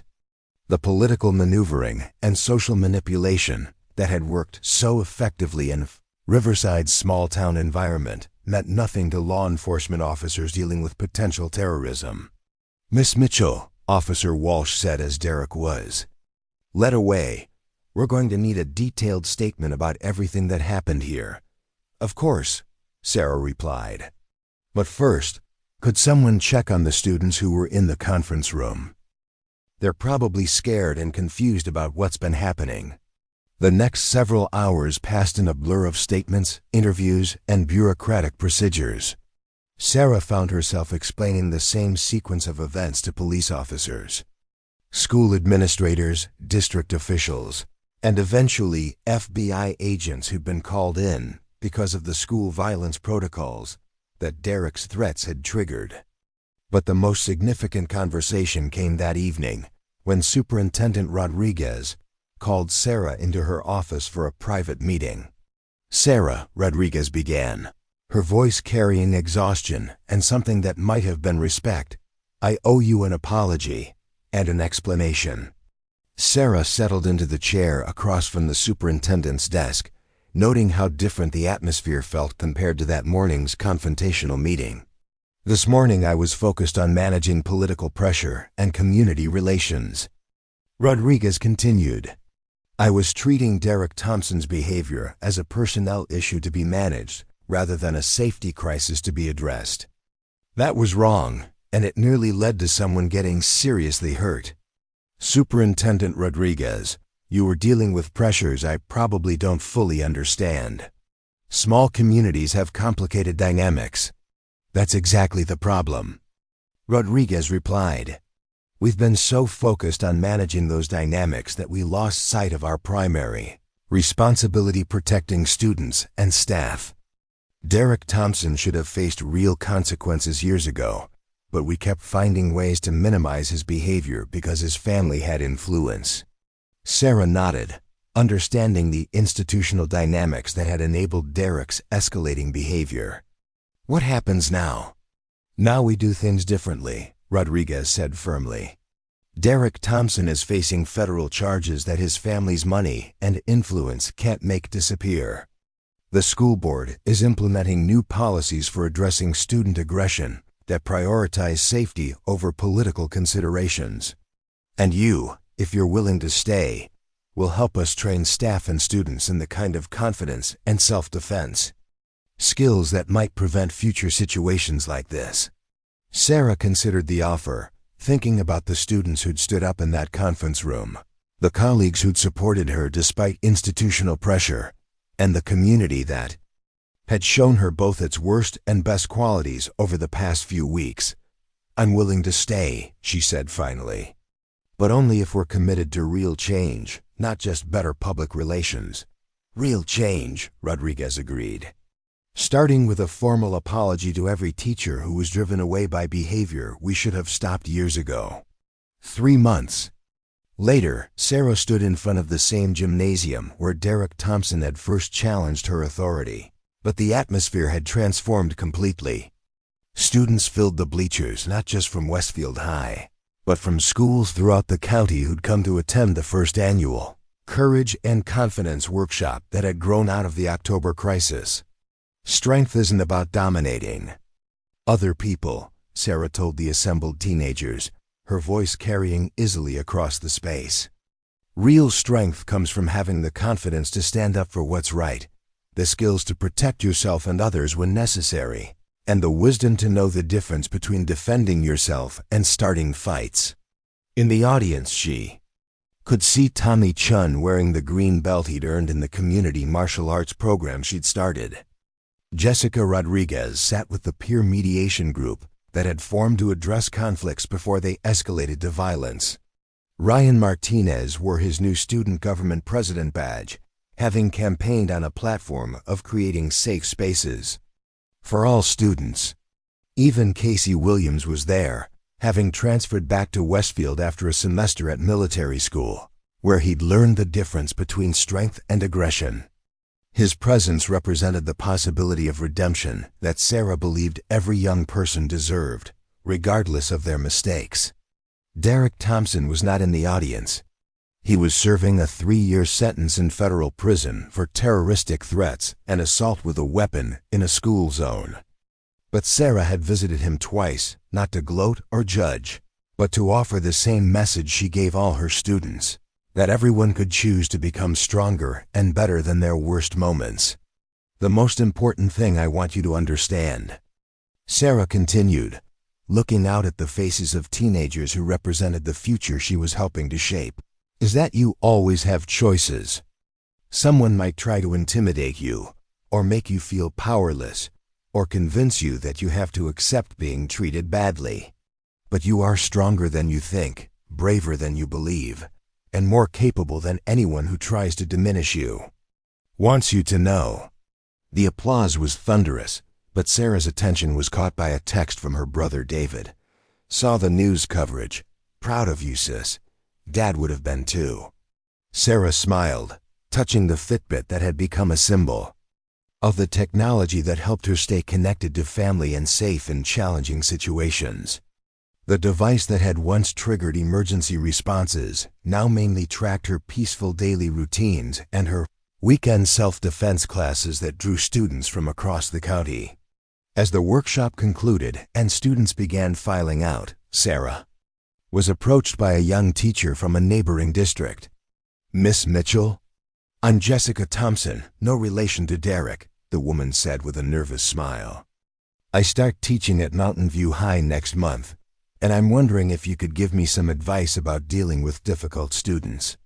Sarah studied the young woman's face, seeing the same idealistic determination she'd once carried into challenging situations, tempered now by awareness of the obstacles that lay ahead. "The most important thing to remember," Sarah said, "is that you're not just teaching your subject.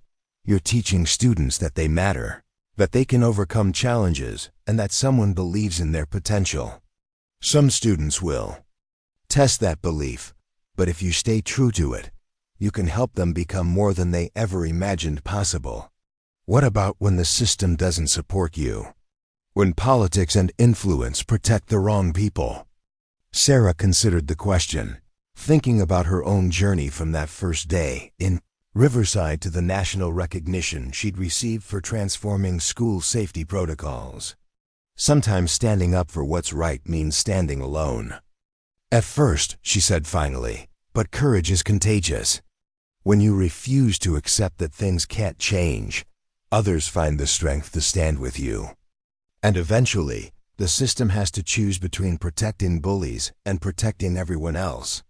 As Sarah gathered her materials and prepared to head home to her apartment overlooking Riverside's main street, she reflected on how much had changed since that October morning when Derek Thompson had first tested her resolve. The town was the same, the mountains still surrounded the valley, and teenagers still struggled with the complex dynamics of growing up in a place where everyone knew everyone else's business. But something fundamental had shifted in how Westfield High approached student behavior, teacher support, and community responsibility. The Riverside model had been adopted by districts across Colorado and was being studied as far away as Washington, D.C., proving that individual courage could indeed catalyze systemic transformation. Her phone buzzed with a message from Principal Harrison. "Sarah, got a call from the Department of Education. They want you to speak at their national conference on school safety. Interested?" Sarah typed back, "As long as I can bring some students with me, their voices matter more than mine."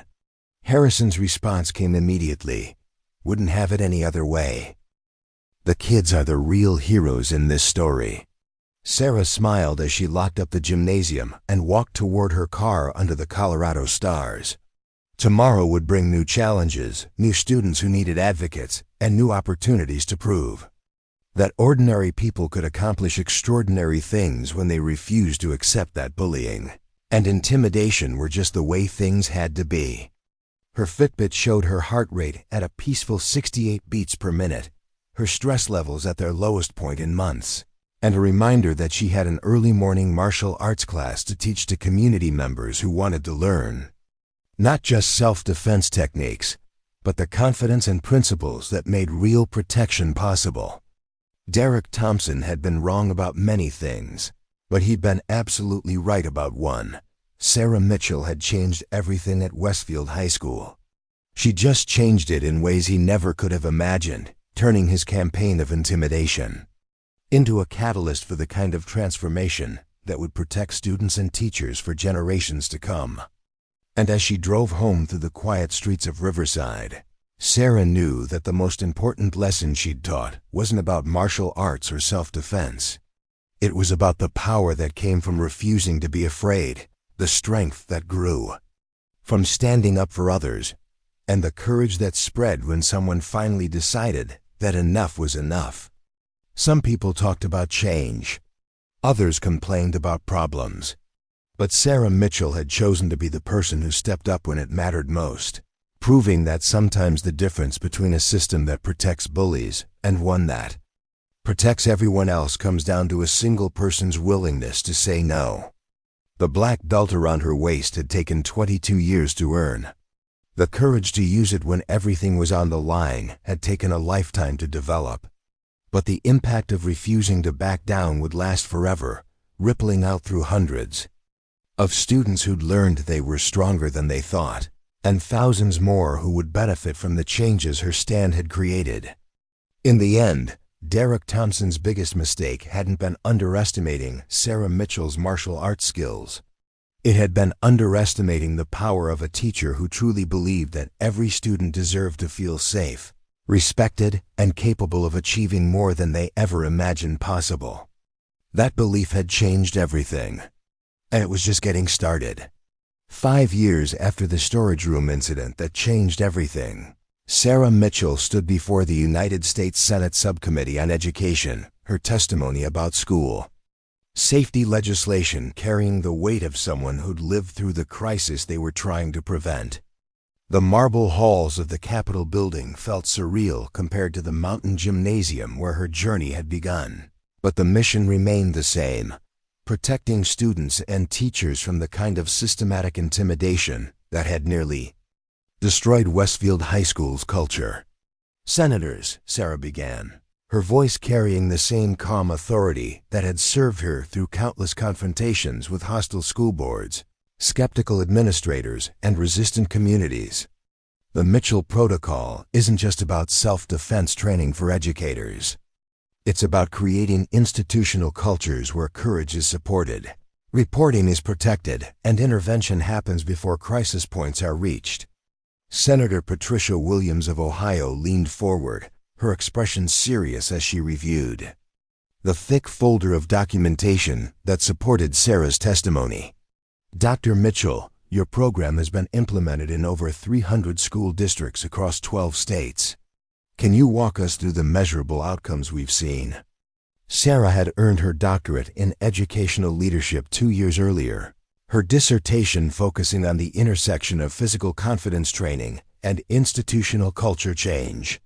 The title that had once felt impossible now seemed natural, a reflection of how far she'd traveled from that nervous first day in Riverside. The statistics speak for themselves, Sarah replied, clicking to her first presentation slide. Districts implementing the Mitchell Protocol have seen an average 67% reduction in teacher turnover, 43% decrease in reported bullying incidents, and an 82% improvement in student confidence metrics. But more importantly, we've seen zero incidents of student-on-teacher violence in participating schools. The numbers represented thousands of individual lives changed, careers saved, and futures protected.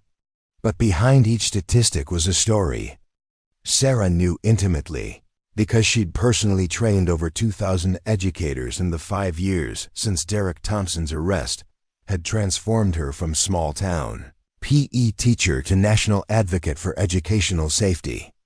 The key insight, Sarah continued, is that physical confidence training isn't really about fighting.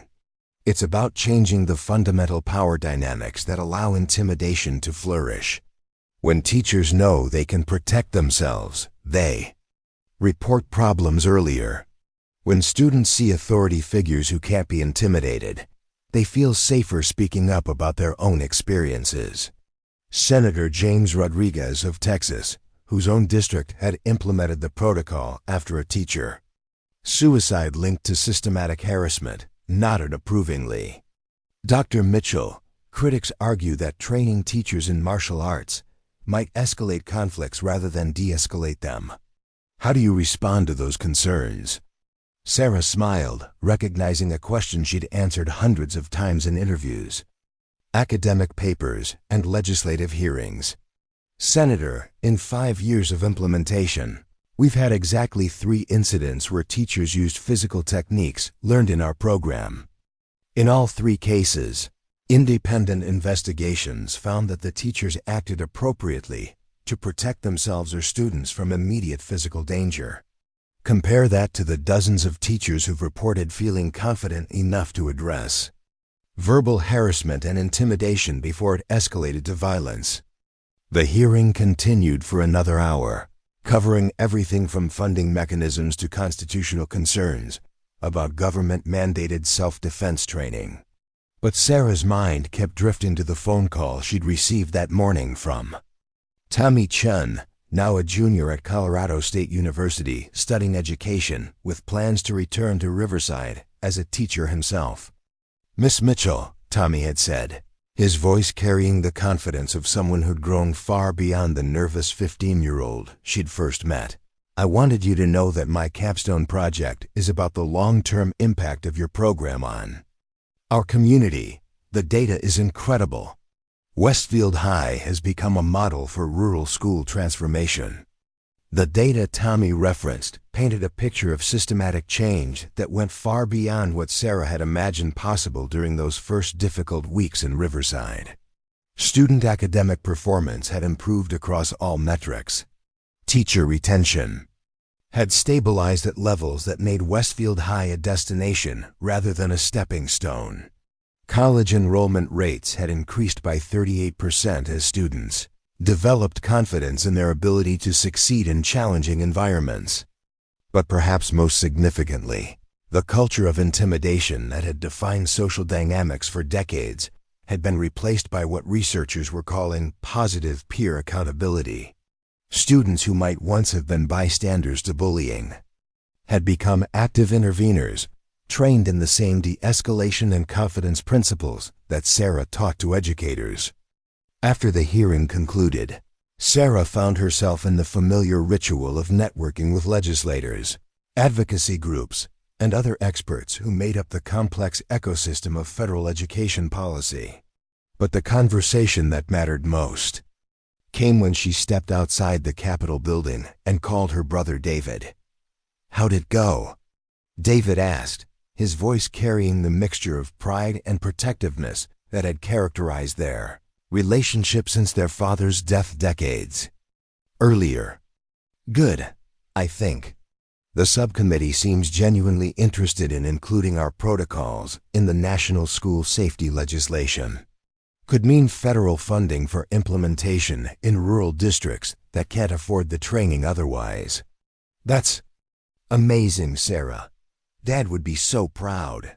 Sarah looked up at the Washington sky, thinking about the Boston police officer who'd taught her that courage meant doing what was right even when you were scared, even when the odds seemed impossible, even when everyone told you to give up and accept the way things were.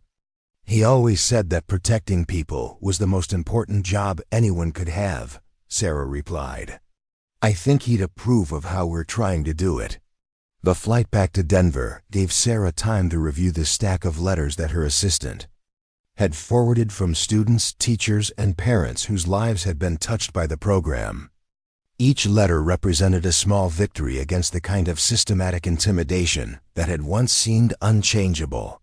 Maria Santos, a teacher in Phoenix, wrote about finally having the confidence to report a principal who'd been sexually harassing female staff members for years.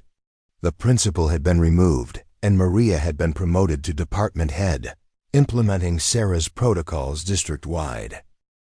Jennifer Walsh, a high school senior in Maine, described how self-defense training had given her the confidence to report her abusive boyfriend and help other girls recognize the warning signs of controlling relationships.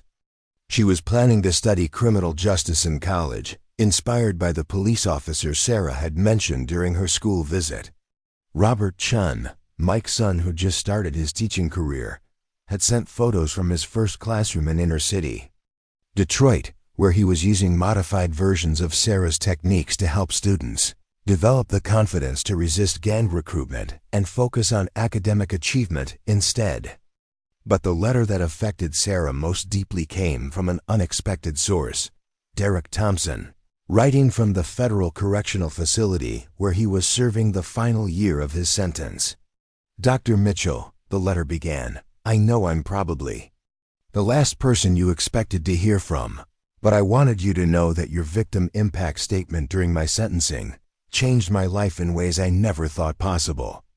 Sarah remembered that day clearly, standing before a federal judge while Derek's family sat in the gallery, his mother's political career in ruins, his father's business empire crumbling under the weight of civil lawsuits from families who'd been silenced for years. She'd chosen her words carefully, focusing not on punishment, but on the possibility of redemption. "I've spent 3 years in anger management, counseling, and educational programs," Derek's letter continued. "I understand now that what I called strength was really just fear dressed up as aggression. Real strength is what you showed that day.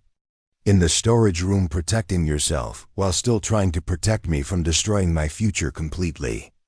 The letter went on to describe Derek's plans after release: community service working with at-risk youth, a degree in social work through the prison education program, and a commitment to speaking at schools about the consequences of bullying behavior. Sarah had seen this transformation before in other young people who'd faced real consequences and chosen growth over bitterness. "I'll never be able to undo the damage I caused," the letter concluded, "but I hope I can spend the rest of my life making sure other kids don't make the same mistakes I did. Thank you for seeing something worth saving in someone who didn't deserve it." Sarah folded the letter carefully, understanding that Derek's journey from privileged bully to reformed advocate represented the deepest possible validation of her belief that everyone could choose to become better than their worst moments. The plane began its descent into Denver as Sarah reviewed her schedule for the coming week. Monday would bring a meeting with the Colorado State Board of Education about expanding the program to include elementary schools. Tuesday was her regular training session with new teacher cohorts from across the Mountain West region. Wednesday through Friday would be spent in consultation with a team of researchers from Harvard who were studying the long-term psychological effects of confidence training on educator retention and effectiveness. But Saturday was reserved for her favorite responsibility, the monthly visit to Riverside High School, where she taught advanced self-defense classes to students and community members who wanted to deepen their understanding of the principles that had transformed their town. The drive from Denver to Riverside had become a meditation for Sarah, watching the familiar mountains rise around her as she left the complexity of national advocacy behind and returned to the grassroots work that remained her true passion. The town looked much the same as it had 5 years earlier, but the changes were visible to those who knew where to look. The community center that had been built with settlement money from the civil suits against the Thompson and Williams families offered free martial arts classes to anyone regardless of ability to pay. The high school's new anti-bullying protocols were displayed prominently in the main hallway, along with a plaque honoring educators who chose courage over comfort. The parking lot where Sarah's car had once been vandalized now featured reserved spaces for the Teacher Advocate Program, staffed by community volunteers who provided support and resources for educators facing difficult situations.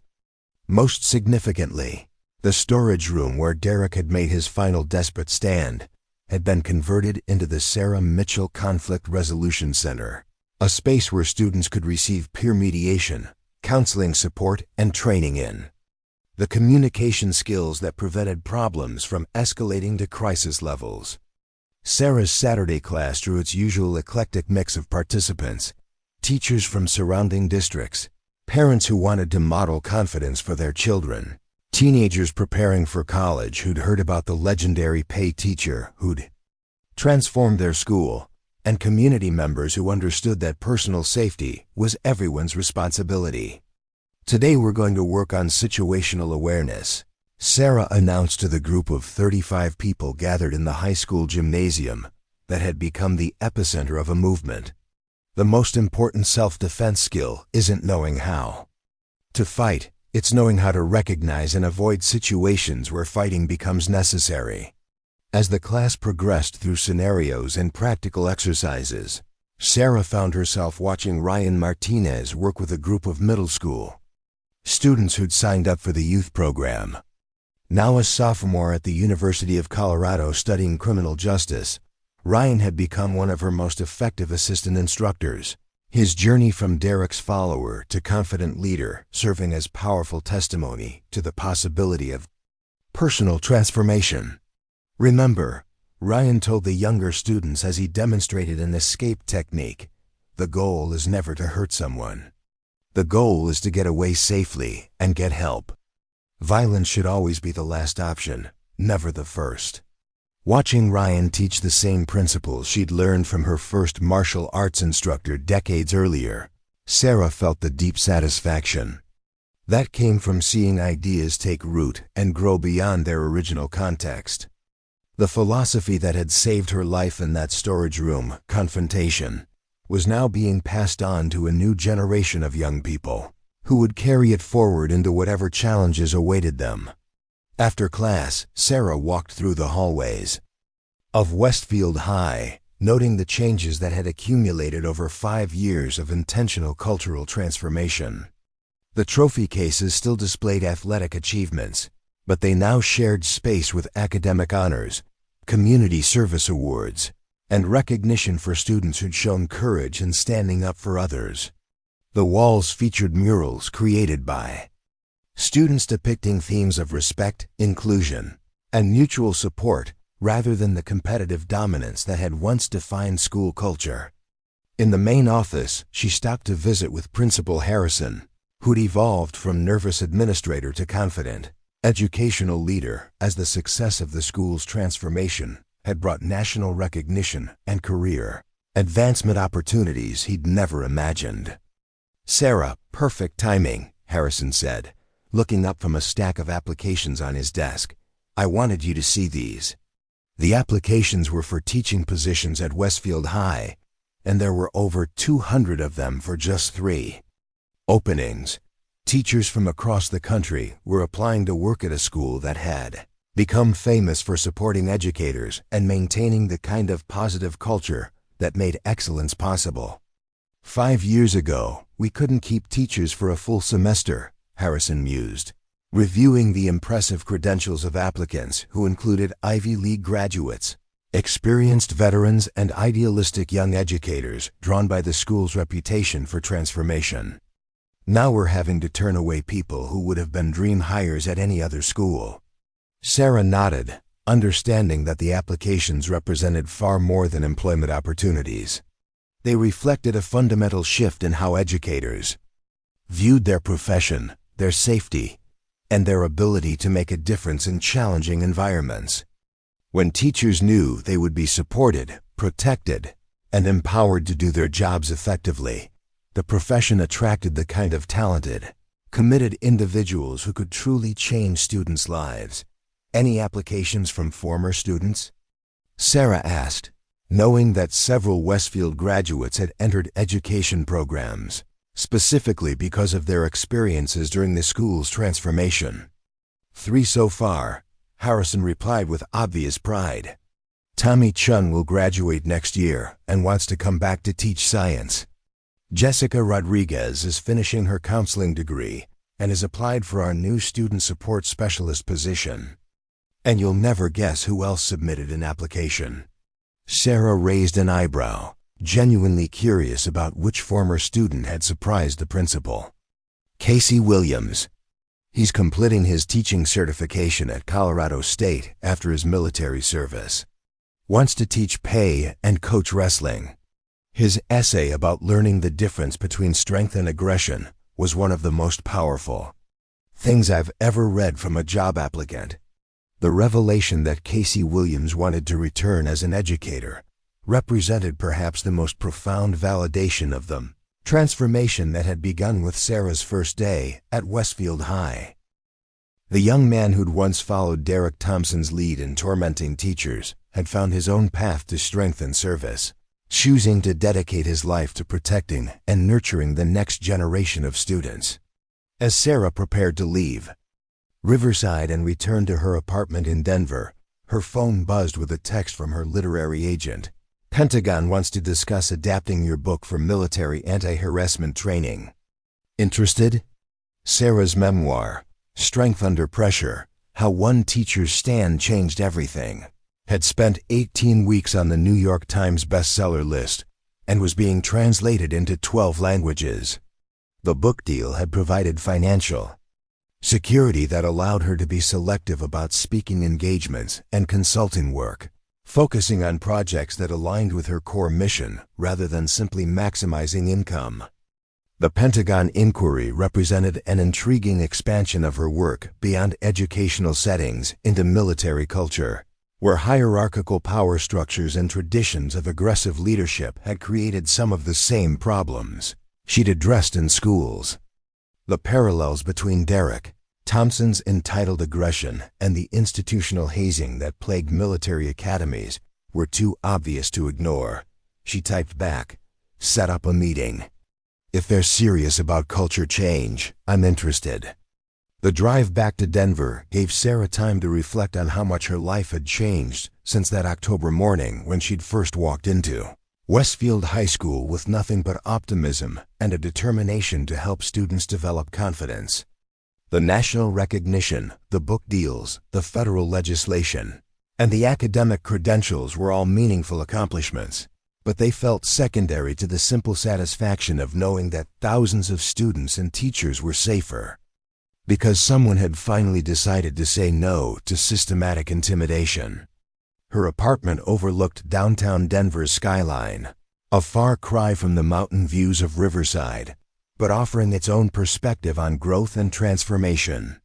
The walls were covered with letters from students, photos from training programs, and certificates recognizing her contributions to educational safety. But the item she treasured most was a simple framed note from her first self-defense instructor, written shortly before his death the previous year. "Sarah," the note read, "you understood something that takes most martial artists decades to learn. The strongest technique is the one you never have to use, because your presence alone convinces aggression to choose a different path. You've taken that wisdom and given it to thousands of people who needed it most. That's the highest achievement any teacher can reach. As Sarah settled into her evening routine of reviewing the next day's schedule and responding to emails from program participants around the country, her Fitbit buzzed with a reminder to call her mother in Boston. The Saturday evening check-ins had become a cherished tradition, a connection to the family foundation that had shaped her understanding of service and courage. "How was your week, honey?" her mother asked, her voice carrying the warmth that had sustained Sarah through every challenge of the past 5 years. "Good, Mom. Busy but good. I testified before Congress on Wednesday, and Saturday's class in Riverside was fantastic. How are you doing?" "Oh, you know me. Still cleaning offices at night. Still proud as anything of my daughter who's changing the world one school at a time. Mrs. O'Brien next door showed me the article about you in Time magazine. Person of the Year finalist. Can you imagine?" Sarah smiled, remembering the surreal experience of the Time magazine photo shoot and interview. The recognition had been gratifying, but it felt disconnected from the daily work of training teachers and supporting students that remained her true calling. "Mom, do you ever think about Dad when you see what I'm doing now?"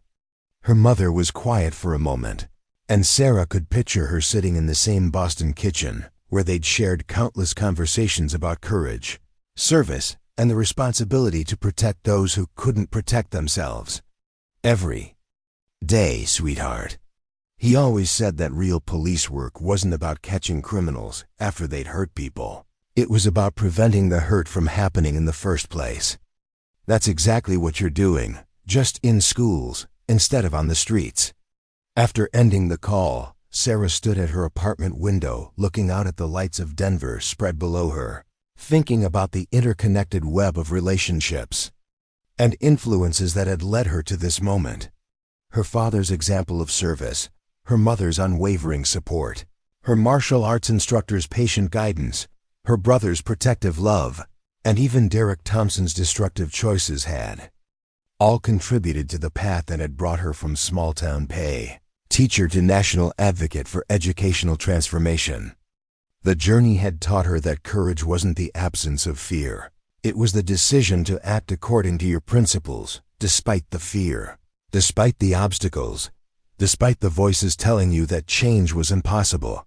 Every teacher who found the strength to report harassment, every student who'd learned to stand up for classmates, every administrator who'd chosen protection over politics had made that same choice in their own circumstances. Her phone buzzed with one final message of the evening. This one from Tommy Chun. "Dr. Mitchell, thought you'd want to know Derek Thompson was approved for early release. He starts his community service program next month, working with at-risk youth in Denver. Wanted me to ask if you'd be willing to meet with him sometime. He says he has something important to tell you." Sarah stared at the message for a long moment, processing the emotions that came with learning that Derek Thompson would soon be released back into the world. He'd tried to dominate through fear and intimidation. The young man who'd once locked her in a storage room with violent intent was now preparing to dedicate his life to preventing other young people from making similar mistakes. She typed back, "Tell him I'll meet with him when he's ready. Everyone deserves a chance to make amends and contribute something positive." As Sarah prepared for bed, she reflected on the unexpected trajectory that had brought her from that first terrifying confrontation to this moment of anticipation about Derek's potential redemption. The storage room incident that had once seemed like the worst day of her life had become the catalyst for transformations that neither she nor Derek could have imagined at the time. The Mitchell Protocol was now being studied by researchers at major universities as a model for institutional culture change. The principles she'd learned from 22 years of martial arts training were being adapted for use in corporate environments, military academies, and community organizations around the world. The simple idea that confidence training could prevent violence had evolved into a comprehensive approach to building cultures where aggression was channeled constructively and intimidation was replaced by mutual respect. But beyond all the recognition and policy changes, Sarah's greatest satisfaction came from the knowledge that thousands of young people were growing up in environments where they felt safe to learn, to ask questions, to make mistakes, and to develop into their fullest potential without fear of systematic intimidation. Derek Thompson's legacy would no longer be one of destroyed careers and silenced voices, but of the transformation that his actions had unwittingly sparked. As she drifted off to sleep in her Denver apartment, Sarah's last thought was of tomorrow's schedule, a training session with new Peace Corps volunteers who would carry confidence-building techniques to schools in developing countries, followed by a consultation with researchers developing virtual reality scenarios for educator preparation programs. The work continued, evolving and expanding as new challenges emerged and new opportunities for positive impact presented themselves. The black belt she'd earned through 2 decades of dedicated training hung in her closet, a symbol of technical achievement and personal discipline. But the real measure of her martial arts mastery wasn't in the technique she could execute or the competitions she'd won. It was in the thousands of people who'd learned that they were stronger than they thought, braver than they believed, and more capable of creating positive change than anyone who tried to diminish them had ever wanted them to know. The storage room where Derek Thompson had made his final desperate stand was now a place where students learned to resolve conflicts peacefully. The gymnasium where he'd first challenged her authority was now a training center where educators from around the world came to develop the skills and confidence that would protect them and their students for decades to come. And somewhere in Denver, a young man who'd once believed that power came from intimidation was preparing to spend his life teaching other young people that real strength came from service, protection, and the courage to choose growth over destruction, even when faced with the most difficult circumstances. Sarah Mitchell's journey from small-town teacher to national advocate was far from over, but the foundation had been built on principles that would outlast any individual career or achievement, that everyone deserved to feel safe, that courage was contagious, and that one person's refusal to accept the unacceptable could transform entire communities for generations to come. Up next, you've got 2 more standout stories right on your screen. If this one hit the mark, you won't want to pass these up. Just click and check them out.